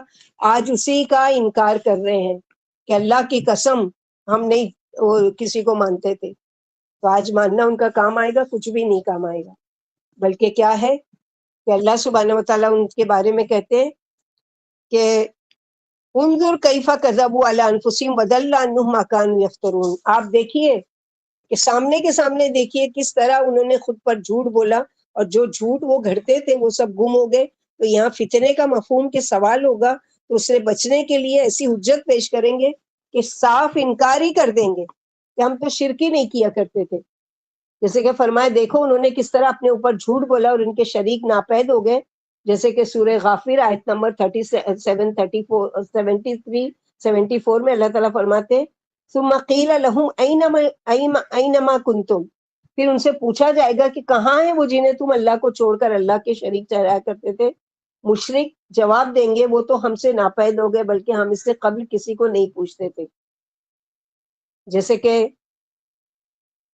اللہ سبحانہ و تعالیٰ آیت نمبر 25 میں فرما رہے ہیں کہ 24 میں انظر کیف کذبوا علی انفسہم وضل عنہم ما کانوا یفترون، کہ گم ہو گیا ان سے جو وہ کرتے تھے کہ اب تو کچھ بھی نہیں ہے، یعنی جو جھوٹ کرتے تھے وہ بھی نہیں ہے، اب کوئی جھوٹ بول کر وہاں سے چھوٹ بھی نہیں سکتے، تو اب جائیں کہاں؟ تو پھر اللہ سبحانہ و تعالیٰ کے سامنے کیا ہے، جھوٹ گڑ کے اپنے آپ کو بچانا چاہیں گے، لیکن ان کو اللہ تعالیٰ سے بہتر کون جو علیم بذات الصدور ہے۔ اللہ سبحانہ وتعالیٰ آیت نمبر 25 میں فرما رہے وَمِنْهُمْ مَنْ يَسْتَمِعُ إِلَيْكَ وَجَعَلْنَا عَلَىٰ قُلُوبِهِمْ أَكِنَّةً أَن يَفْقَهُوهُ وَفِي آذَانِهِمْ وَقْرًا وَإِن يَرَوْا كُلَّ آيَةٍ لَا يُؤْمِنُوا بِهَا حَتَّىٰ إِذَا جَاءُوكَ يُجَادِلُونَكَ يَقُولُ الَّذِينَ كَفَرُوا إِنْ هَٰذَا إِلَّا أَسَاطِيرُ الْأَوَّلِينَ، اور ان میں سے کچھ ایسے ہیں جو کان لگا کر آپ کی باتیں سنتے ہیں، بظاہر اس طرح دیکھتے ہیں جیسے بہت توجہ سے سن رہے ہیں، حالانکہ حقیقت کیا ہے کہ ہم نے ان کے دلوں پر پردے ڈال رکھے ہیں، کنان کہ نہیں سمجھے اس کو، ان کے کفر اور عداوت کی وجہ سے ایک دھندلاہٹ ہے، اور ان کے کان پر بوجھ ہے، وقرا بوجھ، جیسے کہ آپ کان میں انگلی اگر ڈال دیں یا کوئی روئی ڈال دیں تو کسی کی بات نہیں سن سکتے۔ اسی طرح جو لوگ سچے دل سے ہدایت کے طلبگار نہیں ہوتے ان کے دلوں پر دنیا کی محبت کا پردہ پڑ جاتا ہے، دین والوں سے عداوت کا پردہ، تو ان کو صحیح راستہ بھی نہیں ملتا۔ ایسوں کا حال کیا ہے؟ وَإِن يَرَوْا كُلَّ آيَةٍ لَا يُؤْمِنُوا بِهَا، ایسے لوگوں کو ہر نشانی دکھائی جائے وہ پھر بھی ایمان نہیں لائیں گے۔ تو یہاں یہ آیت کہ دنیا میں جو شرک کرتے ہیں اللہ تعالیٰ کے ساتھ، ان کو آپ ہر دلیل کے ساتھ ان سے بات کریں، وہ سننا ہی نہیں چاہتے، اور سن بھی لیں ان کا دل ہی قبول نہیں کرتا، منہ پھیر کر چلے جاتے ہیں۔ یہاں پر اللہ سبحانہ و تعالیٰ اسی کے وہ دے رہے ہیں کہ سنتے تو ہیں بڑے غور سے، بعض دفعہ سننا بھی دو طرح کا ہوتا ہے نا، ایک یہ کہ سننا اس لیے کہ عمل کرنا ہے، بات کو مان لینا ہے، دل میں اتار لینا ہے، لیکن جن کو نہیں اگر ماننا ہے، وہ چاہے آپ کتنی بھی دلیلیں ان کے سامنے پیش کرو، وہ ان کو نہیں مانیں گے۔ بعض لوگ نبی صلی اللہ علیہ وسلم کی قرات سننے آتے ہیں اور پوری توجہ سے سنتے بھی تھے، لیکن آپ کے واعظ و نصیحت سے ان کے پلے کچھ نہیں پڑتا تھا، جیسے خالی ہاتھ آتے تھے ویسے ہی خالی ہاتھ چلے جاتے تھے، کیونکہ اللہ نے ان کے دلوں پر پردے ڈال دیے، قرآن ان کے دلوں میں اترتا ہی نہیں، اور وہ بہرے بھی ہیں کیونکہ سننا انہیں مفید ثابت نہیں ہوتا۔ جیسے کہ سورہ بقرہ آیت نمبر 177 میں مثل الذین کفروا کمثل الذی ینق بما لا یسمع الا دعاء ونداء، کافروں کی مثال اس کی سی ہے، اس جیسی ہے کہ جو اس پر چیخ رہا ہو اور جو سوائے بلانے اور پکارنے کے کچھ نہیں۔ یعنی جانور کس کی آواز سنتا ہے؟ صرف اپنے مالک کی، مثلا ریوڑ لے کر وہ چل رہا ہے، بھیڑ کا، بکری کا، بیل کا، گائے کا، جو بھی ہے، اور چرواہا سب سے پیچھے ہوتا ہے، ایک لکڑی اور ایک آواز اس کی مخصوص ہوتی ہے کہ وہ بس وہ آواز سنتے ہیں اور اس کی ڈائریکشن میں چلتے ہیں۔ آس پاس کوئی گاڑی جا رہی ہے، کوئی موٹر جا رہی ہے، کوئی آدمی بات کرتے ہوئے جا رہا ہے، کوئی ان کو اس سے کوئی بھی نہیں پڑی ہے، جانوروں کی دھن سر جھکائے چلے جا رہے ہیں۔ تو ان کی بھی مثال ایسی دی گئی ہے کہ ان کے دل نہیں اگر سننا چاہتے ہیں، یا ان کی یعنی بدبختی کی وجہ سے اللہ تعالیٰ نے ان کے دلوں پر مہر لگا دیے، اب آپ لاکھ ان کو سنائے قرآن، ان پر کوئی اثر نہیں ہونے والا، کیونکہ ان کی نیت ہی نہیں ہے اس کو سننے کی یا اس کو سمجھنے کی۔ اسی طرح سورہ انفال آیت نمبر 23 میں اللہ تعالیٰ فرماتے وَلَوْ عَلِمَ اللَّهُ فِيهِمْ خَيْرًا، اگر اللہ ان میں بھلائی دیکھتے تو انہیں سنا دیتے، اور وہ اگر وہ انہیں سنائے تو وہ سن تو لیں گے لیکن منہ پھیر لیں گے۔ پھر فرمایا اور جب آپ کے پاس آتے ہیں تو جھگڑتے ہیں اور حق کا باطل سے مقابلہ کرتے ہیں۔ کافر کہتے ہیں کہ جو قرآن آپ پیش کر رہے ہیں پہلی کتابوں سے لیا ہوا ہے، یعنی ان لوگوں کے وہاں کیا تھا کہ فرصت کے لمحات میں کیا کرتے تھے، چوراہے پر بیٹھ کر سب جمع ہوتے تھے اور ایک دوسرے سے پرانے لوگوں کی قصے کہانیاں، ہمارے باپ دادا نے یہ کیا اور ہمارے پردادا نے یہ کیا اور فلاں نے یہ کیا۔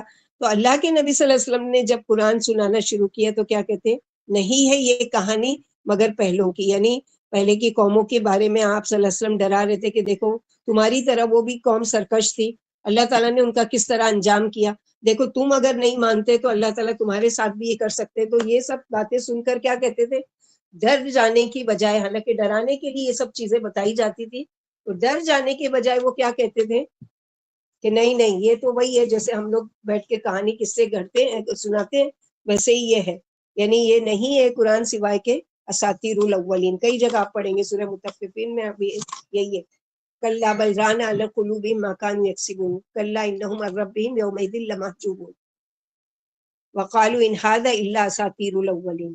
تو وہاں پر بھی یہی ہے، کئی جگہ اس کا ذکر کیا گیا ہے کہ یہ لوگ نہیں ماننا ہے تو کیا کریں، مثلا کوئی بھی چیز اگر نہیں ماننا ہے تو کیا ہے، اس میں 100 ٹیڑے نکال دو تاکہ کوئی ہم سے کہی نہیں کہ اس کو مانو۔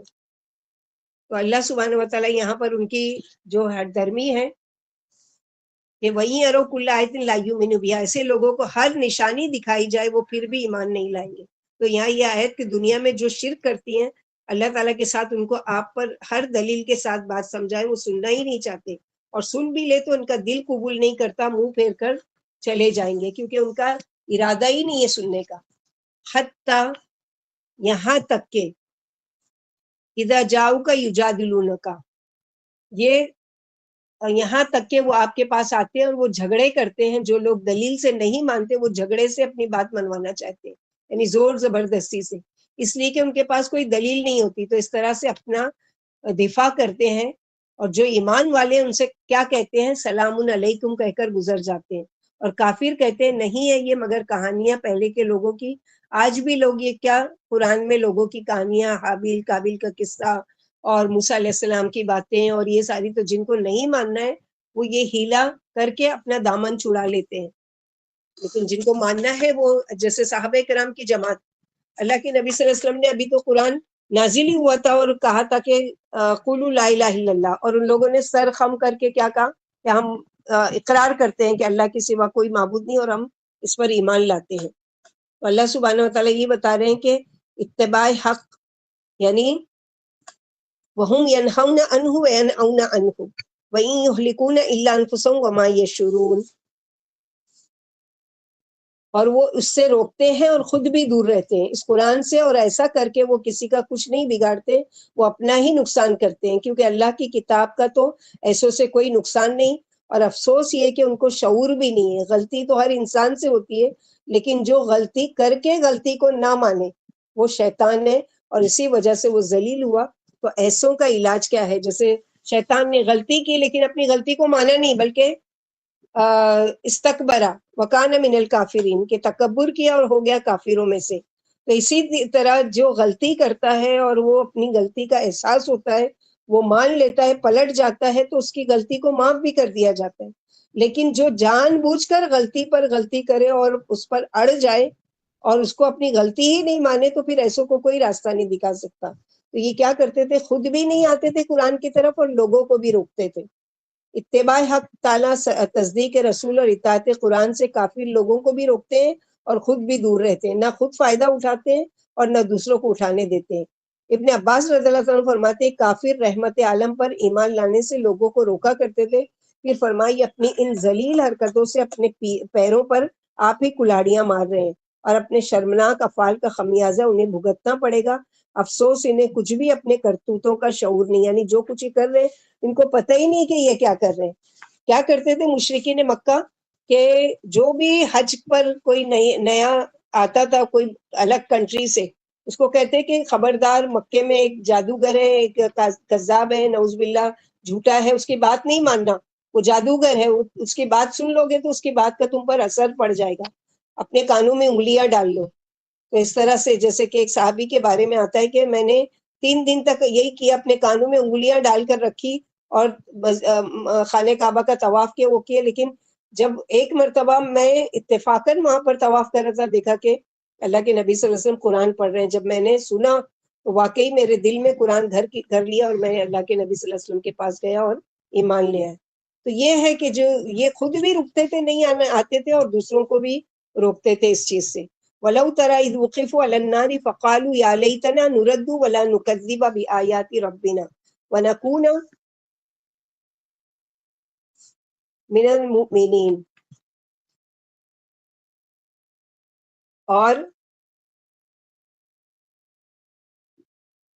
تم دیکھو گے ایسے لوگوں کو جب وہ آگ پر آئیں گے تب کہیں گے اے کاش کہ ہم واپس لوٹائے جائیں، اور نہ ہم اپنے رب کی آیات کو جھٹلائیں گے اور نہ ہم ماننے والوں کے ساتھ شامل ہو جائیں گے۔ آج جن لوگوں کو بات سمجھائی جاتی ہے مگر اپنی ضد اور ہٹ دھرمی کی وجہ سے بات مانتے نہیں، کل کو شدید پچھتائیں گے، لیکن اب واپسی کی راہ گم کر بیٹھیں گے۔ جیسے سورہ سجدہ میں اللہ سبحانہ وتعالی نے فرمایا کہ مجرمین جب اپنے گناہوں کو دیکھ لیں گے، اپنا انجام دیکھ لیں گے، تو کیا کہیں گے؟ ربنا ابصرنا وسمینا فرجینا نعمل صالحا۔ نبی صلی اللہ علیہ وسلم نے فرمایا عقل مند شخص وہ ہے جو اپنے نفس کا حساب لیتا رہے اور آخرت کے لیے سامان کرتا رہے، اور احمق وہ شخص ہے جو نفس کو خواہشات کے پیچھے لگا دے اور اللہ سے آرزو رکھے کہ وہ بخش دے گا، یعنی اپنی منمانی دنیا میں کر کے گیا اور وہ کیا چاہتا ہے کہ اللہ تعالیٰ اس کو بخش دیں گے، اللہ تعالیٰ اس کو معاف کر دیں گے۔ تو جان بوجھ کر گناہ کو اللہ سبحانہ وتعالیٰ کیسے مانگے؟ تو انجانے میں کچھ ہو جائے اور اس کو احساس ہو اور وہ مانگ لے، لیکن جان بوجھ کر گناہ کر کے اگر اللہ سے معافی مانگے گا تو کیسے وہ معافی ہوگی؟ اللہ کافروں کو ہولناک اور روح فرسا منظر یاد دلاتے ہیں کہ جب انہیں قیامت کے دن آگ کے کنارے کھڑا کیا جائے گا اور یہ وہاں اپنی آنکھوں سے توق و سلاسل کے دل دوز جگر سوز عذابوں کا معائنہ کریں گے تو ان کے ہوش اڑ جائیں گے اور تمنا کریں گے، کیا تمنا کریں گے کہ کاش ہمیں پھر دنیا میں بھیج دیا جاتا، اگر ایسا ہوتا تو ہم اپنے رب کی نشانیاں نہ جھٹلاتے اور ایماندار بن کر زندگی گزار دیتے اور اللہ کی عبادتوں میں اور نیک عملوں میں لگے رہتے اور انبیاء کو کبھی نہ جھٹلاتے۔ لیکن اب پچھتانا کیسا؟ جیسے کہ فرعون ساری زندگی اپنے آپ کو کیا بنا کر رکھا کہ انا ربکم الاعلی، میں تم سب کا بڑا رب ہوں، لیکن جب دیکھا کہ غرق ہو رہا ہوں اور اب میں رب ہوتا تو اپنے آپ کو بچا لیتا نا پانی میں ڈوبنے سے، نہیں بچا پا رہا ہے تو اس کو یقین ہو گیا کہ نہیں میں رب نہیں ہوں، میرے اوپر بھی کوئی رب ہے، تب وہ کہتا ہے کہ میں ایمان لایا موسیٰ اور ہارون کے رب پر۔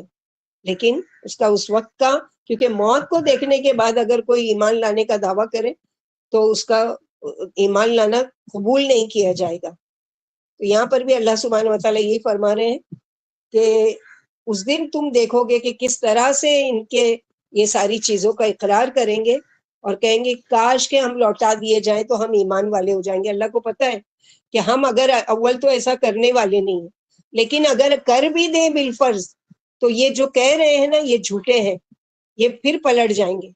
بل بدا لهم ما كانوا يخفون من قبل ولو ردوا لعادوا لما نهوا عنه وانهم لكاذبون. بلکہ ظاہر ہو گیا وہ جو اس سے پہلے چھپایا کرتے تھے ان کا شرک، کفر، نفاق، وہ قیامت کے دن. اور اگر وہ دنیا میں واپس بھی بھیجے جائیں تو پھر وہی کچھ کریں گے جو پہلے کرتے رہے. آج ہمارے ساتھ بھی کہ جب کوئی بڑی مصیبت پڑی، خوب توبہ استغفار کر کے خوب نمازیں پڑھتے ہیں، خوب اللہ تعالیٰ کو یاد کرتے ہیں، خوب خوب دعائیں مانگتے ہیں، لیکن جیسے ہی وہ بات پرانی ہو جاتی ہے ہم کیا کرتے ہیں، بھول جاتے ہیں، پہلے سے زیادہ سرکشی. اسی لیے اللہ تعالیٰ نے واپسی کا کوئی راستہ ہی نہیں رکھا ہے کہ جو سمجھتا ہے ابھی جو کچھ سمجھنا ہے اس دنیا کی زندگی میں سمجھ لو، مرنے کے بعد کوئی تمہاری واپسی نہیں ہے، کوئی چانس نہیں ہے. کوئی عذر پیش کرو گے قبول نہیں کیا جائے گا، کوئی فدیے میں دینا چاہو گے زمین بھر کر سونا قبول نہیں کیا جائے گا، کچھ بھی نہیں. آج آسانی ہے معافی کے لیے، آج دروازے کھلے، آج پلٹ آؤ، آج اللہ سبحانہ و تعالیٰ کی طرف رجوع کرو. آج اللہ سبحانہ و تعالیٰ تمہاری خطاؤں کو معاف کرنے کے لیے تیار ہے، کیونکہ جس طرح سے کمان سے تیر نکل جاتا ہے اسی طرح تمہارا اب قیامت کے دن ہوش میں آنا کوئی فائدہ نہیں. دنیا میں جو کفر اور حق کی عداوت ان کے دلوں میں تھی آج وہ ظاہر ہو گئی. اگرچہ اس کا انہوں نے دنیا اور آخرت میں انکار کر دیا تھا، جیسا کہ پہلے کی آیتوں میں گزر چکا ہے کہ انہوں نے قسمیں کھا کر کہہ دیا کہ ہم مشرک نہیں تھے، یا رسول کی وہ صداقت جو دنیا میں انہیں معلوم تھی اور اسے اپنے عقیدت مندوں سے چھپا کر آپ کی تکذیب کیا کرتے تھے، آج ان پر روز روشن کی طرح ظاہر ہو جائے گی. جیسے کہ سورہ اسراء آیت نمبر 102 میں اللہ تعالیٰ نے فرمایا لقد علمت ما انزل، اے فرعون تجھے خوب معلوم ہے کہ یہ نشانیاں بصیرت ہی کے لیے آسمان و زمین کے رب نے اتاری ہے. ان کا تو عقیدہ ہی یہی ہے کہ جو کچھ ہے صرف دنیا کی زندگی ہے، مرنے اور گلنے سڑنے کے بعد کوئی نہیں اٹھائے جائیں گے. یہ زندگی بعد الموت کے قائل ہی نہیں تھے. لہٰذا وہ کیا سمجھتے تھے کہ یہی دنیا سب کچھ ہے، یہیں موج مزہ کر لو، یہیں پر سب کچھ کر لو. کیونکہ آگے کی آیت میں ان کا یہی قول ہے کہ وَقَالُوا إِنْ هِيَ إِلَّا حَيَاتُنَا الدُّنْيَا وَمَا نَحْنُ بِمَبْعُوثِينَ. اور ایسے لوگ کیا کہتے تھے کہ نہیں ہے ہماری دنیا کی زندگی بس یہی زندگی جس میں ہم جی رہے ہیں اور ہم دوبارہ اٹھائے جانے والے نہیں. اکثر لوگوں کی ہلاکت کا سبب بھی یہی ہے کہ دوبارہ اٹھائے جانے کا یقین ہی نہیں کرتے. کیونکہ جس شخص کو یہ یقین ہو کہ مرنے کے بعد دوبارہ اٹھایا جاؤں گا اور مجھے اللہ کو ہر بات کا جواب دینا ہے، وہ پھر ہو ہی نہیں سکتا کہ وہ برے عمل کرے. ہمارا تو یہ گمان ہے کہ اللہ تعالیٰ اتنے اچھے ہیں کہ وہ آگ میں نہیں ڈالیں گے، چاہے کہ ہم کسی کو لوٹیں، مارے، کاٹیں، کچھ بھی کریں، اللہ تعالیٰ غفور الرحیم ہے. ہمارا یہ گمان ہے نا، جبکہ اللہ سبحانہ و تعالیٰ کہتے ہیں انصاف ہے. اگر ساری سرکشی کرنے کے بعد اللہ سے ملو اور معاف کر دیا جائے تو جن کے ساتھ تم نے زیادتی کی پھر ان کو کہاں سے انصاف ملے گا؟ اللہ تعالیٰ تو عدل کرنے والے، انصاف کرنے والے ہیں. تو وہ منظر کس قدر ہولناک ہوگا جب کافر اللہ کے سامنے اس کی عدالت کے کٹہرے میں کھڑے کیے جائیں گے اور اللہ ان سے پوچھے گا کیا تمہیں اب بھی زندگی بعد الموت کا یقین نہیں؟ کیا زندگی بعد الموت برحق نہیں؟ کیا تمہارے باطل عقیدے کی غلطی ظاہر نہیں ہوئی؟ آخر یہ قسم کھا کر اقرار کریں گے زندگی بعد الموت برحق تھی. جواب ملے گا تو اسے دنیا میں نہیں مانتے تھے، آج اس کے عوض آگ کا ذائقہ چکھو. افسحر ھذا ام، یعنی سورہ طور آیت نمبر 15 میں، کیا یہ جادو ہے یا تم دیکھتے نہیں کہ جو کچھ تم وہ انکار کرتے تھے وہ ساری چیزیں کیا ہے؟ تو ومل حیات الدنیا الا لعب، کہ دنیا کی زندگی کیا ہے؟ اللہ تعالیٰ خود فرما رہے ہیں کہ دنیا کی زندگی سوائے کھیل کود اور تماشا اور کچھ بھی نہیں. لیکن اصل آخرت کا جو گھر ہے وہ کیا ہے؟ آخرت کا ہے. وہ بہتر بھی ہے ان لوگوں کے لیے جو تقویٰ کرتے ہیں، جو ڈر کر زندگی گزارتے ہیں اللہ تعالیٰ سے. یعنی ان کا نفس چاہتا ہے کہ کوئی بھی کام ایسا کریں جو ان کا نفس چاہتا ہے کہ وہ دل چاہ رہا ہے یہ کام کرنے کا، مثلا کوئی بھی چیز کا، لیکن جب وہ دیکھتے ہیں اس کام کو کہ یہ اللہ کی نافرمانی کا کام ہے تو وہ چھوڑ دیتے ہیں. تو یہ تقویٰ ہے کہ دل چاہ رہا ہے اس غلط کام کو کرنے کا، لیکن چونکہ اللہ تعالیٰ ناراض ہوتے ہیں اس سے اور اللہ سبحانہ و تعالیٰ کو پسند نہیں یہ کام، لہٰذا وہ چھوڑ دیتے ہیں. تو وہ کیوں چھوڑ دیتے ہیں؟ کوئی ہاتھ تو پکڑنے والا نہیں.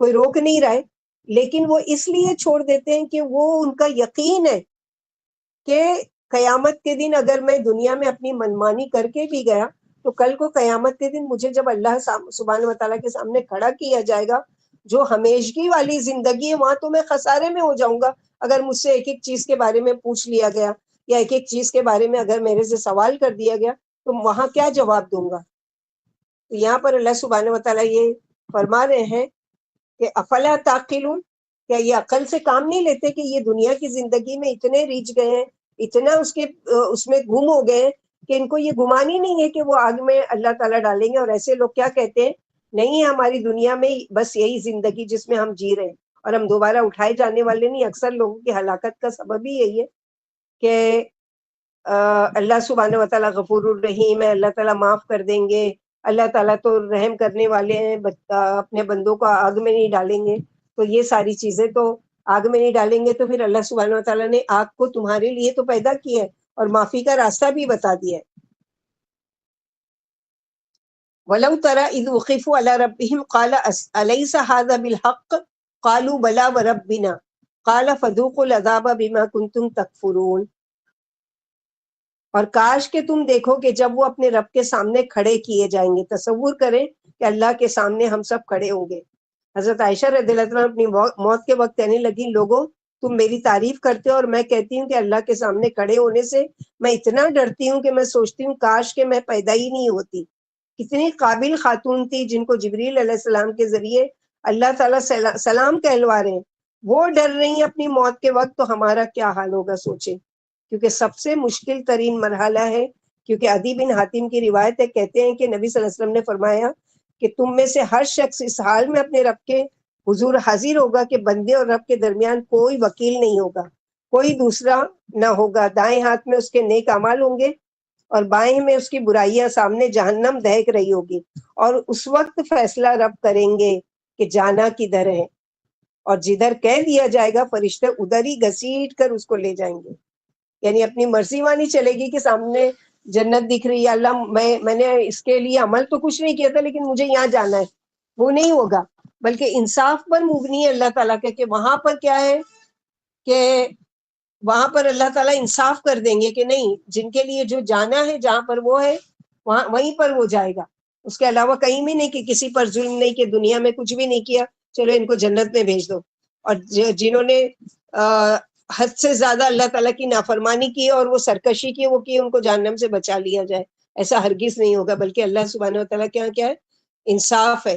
فذوقوا، چکھو، تو چکھنا کیا ہے کہ دنیا میں ان کو مثلا سمجھایا جاتا تھا، جیسے جنت اور جہنم کے بارے میں ابھی کیا ہے، ہم لوگوں کو علم ہے، جیسے ہے نا کہ جو جس چیز کا یقین ہے اس کی 3 درجے ہیں، یقین کے 3 درجے کیا ہے، ایک علم الیقین، ایک عین الیقین ہے، اور ایک حق الیقین ہے۔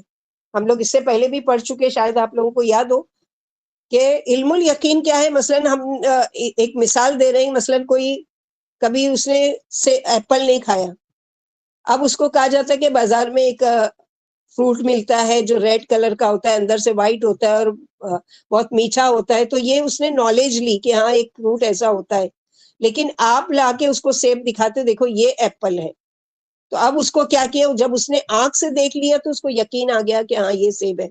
ابھی تک تو وہ سن رہا تھا کہ ہاں کوئی فروٹ ہے جس کا نام ایپل ہے، لیکن جب ہاتھ میں لا کر دے دیا اب کیا ہوا، علم الیقین سے ایک اسٹیپ آگے بڑھا، یعنی عین الیقین، عین یعنی اپنی آنکھوں سے دیکھ لیا، لیکن ابھی تک اس نے ٹیسٹ نہیں چکھا، اب اس کو یقین کیسے آئے گا، حق الیقین، جب اس کو وہ کھا لے گا، ہاں یہ بہت میٹھا تھا یا یہ کڑوا تھا یا یہ کھٹا تھا، اب اس کو یقین آئے گا۔ تو ان کا بھی حال یہی کہ عذاب کو دیکھ کے مذاق اڑاتے تھے اور دنیا میں اس کو بڑی چیز نہیں سمجھتے تھے اور اس کو طرح طرح کے بات وہ کرتے تھے، تو اللہ کے نبی صلی اللہ علیہ وسلم نے تو ہاتھ میں لا کے نہیں جہنم دکھا دیا نا، بتا دیا کہ جہنم ایسی ہے، وہاں پر ایسے لوگ ڈالے جائیں گے، وہاں پر یہ عمل لے کر جائے گا، وہاں پر یہ ہوگا، یہ ساری چیزیں، لیکن وہاں جا کر اپنی آنکھوں سے جہنم کو دیکھ لیں گے تو اب عین الیقین آ جائے گا، لیکن بچنا چاہیں گے، لیکن اس میں اس کو جھونک دیا جائے گا، اور کیا کہا جائے گا، قال فذوقوا العذاب بما کنتم تکفرون،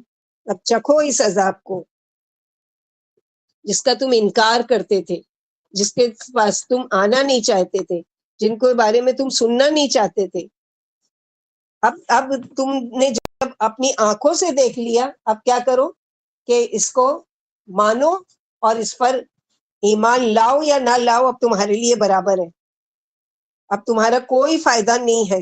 وَلَوْ تَرَى إِذْ وُقِفُوا عَلَىٰ رَبِّهِمْ، جب پیش کیے جائیں گے وہ منظر، یعنی کس قدر ہولناک ہوگا جب کافر اللہ کے سامنے، اس کی عدالت کے سامنے کٹہرے میں کھڑے کیے جائیں گے، اور اللہ ان سے پوچھے گا کہ پوچھیں گے اللہ سبحانہ و تعالیٰ کہ اب چکھو اس عذاب کو جو جس کا تم انکار کیا کرتے تھے۔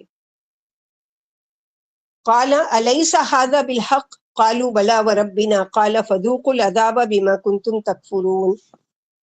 اس وقت اللہ تعالیٰ کہیں گے یہ حق نہیں ہے، وہ کہیں گے، اعتراف کر لیں گے، قسم ہے ہمارے رب کی، کہا جائے گا چکھو عذاب بوجہ اس کے جو تم انکار کرتے تھے، یعنی جس چیز کا تم دنیا میں انکار کرتے تھے، تم یقین نہیں کرتے تھے کہ واقعی تم کو اس سے گزرنا ہے، اب ذرا ٹیسٹ کر کے دیکھو کہ یہ واقعی ہے یا نہیں ہے، خالی بس تم جو جھٹلا دیتے تھے کہ اساطیر الاولین، یہ پہلوں کی کہانیاں ہیں، آج اپنی آنکھوں سے دیکھو اور اس کا ٹیسٹ چکھو عذاب کا۔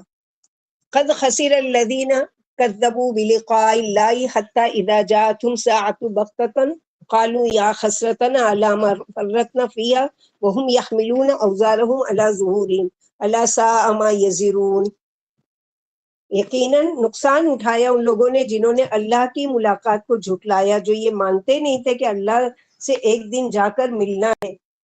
حتی اذا، یہاں تک کہ جب جاءہم، جب آ جائے گی ان کے پاس قیامت اچانک، وہ کہیں گے ہائے افسوس ہم پر، ہائے ہماری حسرت اس پر جو کوتاہی کی ہم نے، یعنی قیامت کی تیاری اور تصدیق کے بارے میں جو ہم سے کوتاہی ہوئی ہے اس پر ہم خود کو ہی ملامت کرتے ہیں۔ فرتنا، کوتاہی، پیچھے کرنا، یعنی رضا الہی کے کو، یعنی بھول میں لوگوں کو تو آگے کیا، خود پیچھے رہ گئے، دوسروں کو نصیحت کرتے تھے، خود کوئی عمل نہیں کیا۔ اس بات کو ہم اس مثال سے سمجھیں گے، مثلا ایک شخص کا امتحان ہونے والا ہے، کوئی بڑا امتحان جس میں فیل ہونے پر ڈگری نہیں ملے گی، اس کی تاریخ آ چکی ہو اور سب لوگوں کو دیکھ رہا ہے کہ وہ تیاری کر رہے ہیں اور سب کو کہہ بھی رہا ہے کہ تیاری کر لو، اور ایک بچہ جس کو بتایا جا رہا ہے کل پیپر ہے پڑھو، تو لوگوں کو ہی جھٹلائے کہ کل کوئی پیپر نہیں ہونے والا ہے، اور جب وہ صبح اٹھ کر کالج جائے اور پتا چلا پیپر آج ہی ہے تو اس کا ایسے میں کیا حال ہوگا، خود سوچ سکتے ہیں کتنی فکر ہوتی ہے۔ اور یہ تو امتحان ایسا ہے، زیادہ سے زیادہ بچہ کیا ہوگا، ایک سال اس کا ویسٹ ہو جائے گا، سپلیمنٹری وغیرہ دے سکتا ہے، چانس تو ہے، زندگی رہی تو اگلے سال دے لے گا، مگر وہاں تو نہ کوئی واپسی ہے نہ چانس ہے، زندگی سب ختم، اور قیامت تو مرتے ہی شروع ہو جائے گی۔ کوئی حادثہ جو اچانک ہو جائے کیا حال ہوتا ہے سن کر، کتنی موتیں ہم نے دیکھی ہے کہ ان کے قصے سنے، وہ اچھے بھلے تھے، صبح اٹھے، تیار ہوئے، آفس گئے، واپس آئے، کھانا کھایا، آرام کے لیے لیٹے تو اٹھے ہی نہیں، یا شادی کی تیاری تھی کہ اچانک کچھ ہو گیا، عید کی تیاری تھی، ساری چیزوں کی ہم نے تیاری کر رکھی ہے لیکن نہیں تیاری کی تو ہم نے موت کی، یعنی اتنی غفلت۔ تو یہاں پر یہ ہے کہ اگر کوئی بچہ ہے مثلا غفلت میں ہے تو وہ اس کے لیے چانس ہے کہ وہ جوان ہوگا، جوانی میں غفلت ہے تو بڑھاپے تک کا اس کو ہو سکتا ہے کہ ایک چانس ہے کہ توبہ کر کے وہ پلٹ جائے، لیکن جب بوڑھا انسان ہو جائے، جب اس کی عمر ہو جائے، اب اگلی جو اس کی اسٹیپ ہے وہ کیا ہے، موت ہے۔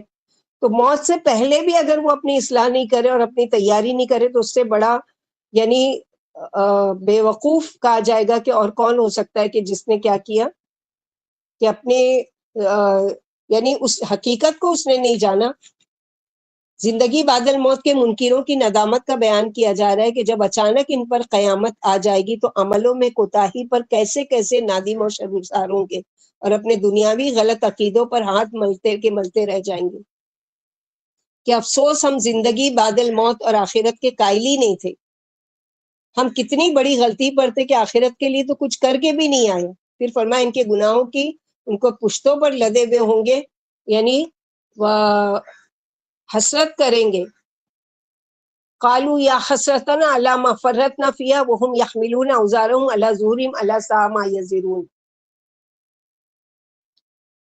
کہ کتنے یعنی جو ان پر لدے ہوئے ہوئیں گے بوجھ، ابو مرزوق فرماتے کہ جب کافر و فاجر اپنی قبروں سے نکلیں گے تو ان کا استقبال گھناؤنے برے اور بدبودار اشخاص کریں گے. یہ پوچھیں گے تم کون ہو؟ جواب ملے گا کہ ہمیں تم نہیں پہچانتے.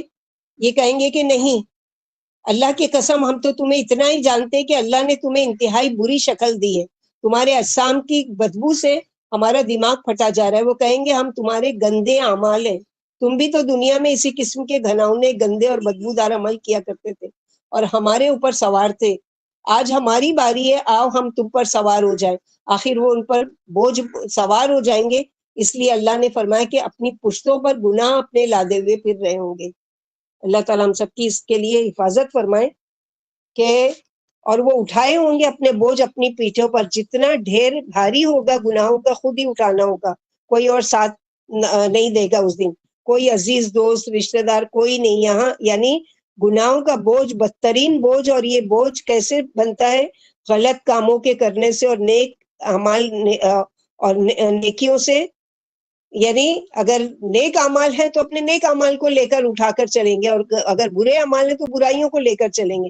ہم سوچیں کہ ہمارے باتوں میں کتنی نیکیاں ہیں اور مال میں کتنا حصہ نیکیوں کا ہم نے کمایا ہے، ہمارے وقت میں ہم نے کتنی نیکیوں کو ٹائم دیا ہے. یہ ساری چیزیں آج محاسبہ کرنے کی ضرورت ہے. تو ان سے کہا جائے گا کہ چکھو آج وہ چیز جو تم دنیا میں وہ کر آئے تھے، آج تم سے تو وہ ساری چیزیں گم ہو گئی اور تم کو تو کچھ نظر ہی نہیں آ رہا ہے کہ تم کیا لے کر آئے ہو. قد خسر الذین کذبوا، بلا شبہ نقصان اٹھایا، خسارہ پا گئے، کیونکہ قیامت کے بارے میں کسی کو علم ہی نہیں ہے کہ وہ کب آئے گی. اچانک آ جائے گی، جیسے کہ موت اچانک آ جاتی ہے، آ کر پکڑ لیتی. جب اس کا وقت آتا ہے لاکھ گھر والے سب کھڑے ہیں رو رہے ہیں، کسی کے لیے بھی رحم کھا کر اس کا وقت ٹالا نہیں جا سکتا. ایسے ہی قیامت ہے. خسر ہوتا ہے ندامت اور شرمندگی اس پر ہم نے جو کوتاہی کی. فرت کسی کے حق میں کوتاہی کمی کرنا. وہ یحملون اوزارہم، وہ اپنے بوجھ اپنے پیٹھ پر لادے ہوئے ہوں گے گناہوں سے کا بوجھ. ایک بوجھ جو ماں اٹھاتی ہے وہ خوشی سے اس بوجھ کو اٹھا کر چلتی ہے پھر 9 مہینے، مگر یہ تو ایسا بوجھ ہوگا جس کی کوئی مدت بھی ختم نہیں ہوگی. یعنی ماں جو حمل کا بوجھ اٹھا کے چلتی ہے اس کی مدت تو بہت سے بہت 9 مہینے ہے، لیکن یہ بوجھ تو ہمیشہ ہمیشہ اٹھا کر چلنا ہے. اور اس کے برا اگر بوجھ لے کر گئے تو اس کے بدلے میں کیا کرنا ہے؟ اللہ کے وہاں عذاب کے مستحق ہونا ہے. الا ما ساء ما یزرون، خبردار کتنا برا ہے جو وہ بوجھ اٹھائے ہوئے ہوں گے. مثلا کوئی شخص اگر بد اخلاق ہے، بد زبان ہے، دوسروں کو ذلیل کرتا ہے، تو جس پر یہ سب ظلم کر رہا ہے وہ تو کمزور ہے، وہ دنیا میں اس سے بدلہ نہیں لے سکتا، مگر اللہ تعالیٰ کے سامنے اپنے ان سارے گناہوں کا بوجھ لادے ہوئے کھڑا ہوگا. یعنی اپنے گناہوں کا بھی بوجھ، جن پر ظلم کیا ہوگا ان کا بھی بوجھ، اور وہ بوجھ سے دبا جا رہا ہوگا اور اس کے پاس کچھ بھی ایکسکیوز نہیں، کوئی معذرت نہیں ہوگی. وما الحیات الدنیا الا لعب ولهو وللدار الاخرۃ خیر للذین یتقون افلا تعقلون. کیا اور نہیں ہے زندگی دنیا کی مگر کھیل اور تماشا. جیسے حدیث پاک میں آخرت کے مقابلے میں دنیا کی حقیقت بس اتنی ہے جیسے کوئی شخص سمندر میں انگلی ڈوبے، جتنا پانی انگلی میں لگا یہ دنیا باقی ہے، یعنی دنیا اتنی ہے، باقی پورا کیا ہے؟ سمندر ہے آخرت. ولدار الآخرہ، اور آخرت کا گھر تو تقوی والوں کے لیے اچھا ہے، لیکن آخرت کا گھر خریدنے کے لیے دنیا میں قیمت ادا کرنی ہے. جنت اعلیٰ درجوں کے کردار کے لوگوں کے لیے جو ثبوت دے اس کے حاصل کرنے کا. جیسے کہ حدیث میں آتا ہے جس نے دنیا کو چاہا اس نے اپنی آخرت کا نقصان کیا، اور جس نے آخرت کو چاہا اس نے دنیا کا نقصان کیا. بس فنا ہونے والی پر باقی رہنے والی کو ترجیح دو. افلا تعقلون، کیا تم عقل نہیں رکھتے؟ اللہ تعالیٰ قرآن میں بار بار انسان کو اس کی عقل استعمال کرنے کو کہتے ہیں، اور انسان کی رہنمائی کے 4 ذریعے ہیں. نمبر 1 حواس، عقل، اور ایک ہے کہ وحی جو اللہ تعالیٰ کی طرف سے آتی ہے. یعنی تمہاری فطرت میں ہم نے جو کچھ رکھ دیا ہے، مثلا آنکھ، کان، عقل، ان کو اللہ کی بات کو، قرآن کو سمجھنے کے لیے استعمال کرو تاکہ اصل مقام تک پہنچ سکو. کیونکہ وہاں جا کر پتہ چلے گا کہ لم یلبسوا الا عشیۃ و ضحاھا، کہ نہیں تم رہے دنیا کی زندگی جس کے پیچھے تم نے اپنا پوری زندگی ختم کر دی، برباد کر دی. یہ تو صرف کھیل سے، کیونکہ تشبیہ دی گئی ہے مثال کے طور پر جیسے کرکٹ میچ کا جن کو شوق ہوتا ہے، کس قدر ہنگامہ، کتنا ایکسائٹیڈ ہوتے ہیں لوگ. جو ٹیم جیتتی ہے، کامیاب ہوئی، وہی خوش ہوئے ہیں، اور جو ہار گئے تو اس سے بڑا خسارہ کوئی نہیں. مگر جب یہ سب کچھ ختم ہو جاتا ہے تو پھر کیا کوئی چیز باقی رہتی ہے؟ لعب جسمانی کھیل، لاہو دل کے ساتھ، فکر، ہم، غم، پریشانی پکا رہے ہیں، کھا رہے ہیں، فزیکل یعنی انٹرٹین میں لگے ہیں، بزی ہیں، دل کا کسی چیز میں مشغول ہونا. تو بات یہ ہے کہ دو زندگیاں ہیں، دنیا کی یہاں کی جس میں ہم ابھی ہیں، اور وہاں کی آخرت کی زندگی جہاں ہم کو ہمیشگی کے لیے جانا ہے. تو یہ ہماری چوائس ہے کہ ہم کہاں کے لیے تیاری کریں. تو جو دنیا کی زندگی ہے اس کو جو امانت سمجھ کر تقویٰ کے ساتھ زندگی گزارے گا، ان کے لیے آخرت میں لہو و لعب ہے. اور جو اسی دنیا کو لہو و لعب کی طرح گزار کر جائے گا تو ان کے لیے وہ زندگی خسارے کی ہوگی اور افسوس اور حسرت والی زندگی ہوگی. میرے خیال سے ٹائم ہو گیا ہم لوگوں کا. آیت نمبر 32 تک کیا ہم لوگوں نے، آگے کریں گے انشاءاللہ باذن اللہ. اللہ سبحانہ و تعالیٰ سے دعا ہے کہ اللہ تعالیٰ ہم لوگوں کو کہنے سننے سے زیادہ عمل کی توفیق عطا فرمائے. اللہ سبحانہ و تعالیٰ ہم سب سے راضی ہو جائے، اور اللہ سبحانہ و تعالیٰ ہم کو دنیا کی اسی زندگی میں جو ہم کو ایک مہلت ملی ہے اس میں ہم آخرت کے لیے کچھ کر کے جائیں، تاکہ وہاں پر نہ پچھتانے والوں میں سے کھڑے ہوں، نہ افسوس کے ساتھ ہاتھ مل رہے ہوں، نہ خشیتاً ابصارہم، کی نگاہیں جھکی ہوئی ہوں گی، وہ ذلیل ہو رہے ہوں گے، لوگ ان کو دیکھ رہے ہوں گے، سب کے سامنے نام اعمال کھولا جائے گا. یعنی کتنی زیادہ خسارے کی اور کتنی افسوس کی وہ زندگی ہوگی، لیکن وہ زندگی بھی ایسی کہ واپسی کا کوئی راستہ نہیں ہوگا. آج ہمارے پاس وقت ہے، آج ہمارے لیے دروازے کھلے ہوئے ہیں اللہ سبحانہ و تعالیٰ کو راضی کرنے کے لیے، اللہ کی طرف پلٹنے کے لیے، اور اللہ سبحانہ و تعالیٰ کے رضامندی کے، خوشنودی کے کام کرنے کے لیے، اللہ تعالیٰ کی جنت کے حاصل کرنے کے لیے آج وقت ہم کو ملا ہے. اس کو غنیمت جانیں اور اس کو اللہ تعالیٰ کی رضا و خوشنودی کے لیے گزاریں اور آخرت کے لیے تیاری کریں. ہر خیر کا کام، ہر نیکی کا کام اخلاص کے ساتھ کہ یا رب یہ آپ کے لیے، یہ میرے لیے اس دن، جس دن کے آخرت میں مجھے کھڑا ہونا ہے، یہ اس دن مجھے وہاں پر کام آئے. اس لیے ربنا تقبل منا انک انت السمیع العلیم وتب علینا انک انت التواب الرحیم. سبحان ربک رب العزت عما یصفون وسلام علی المرسلین والحمد للہ رب العالمین. سبحانک اللہم وبحمدک، اشہد ان لا الہ الا انت، استغفرک واتوب الیک. السلام علیکم ورحمۃ اللہ وبرکاتہ.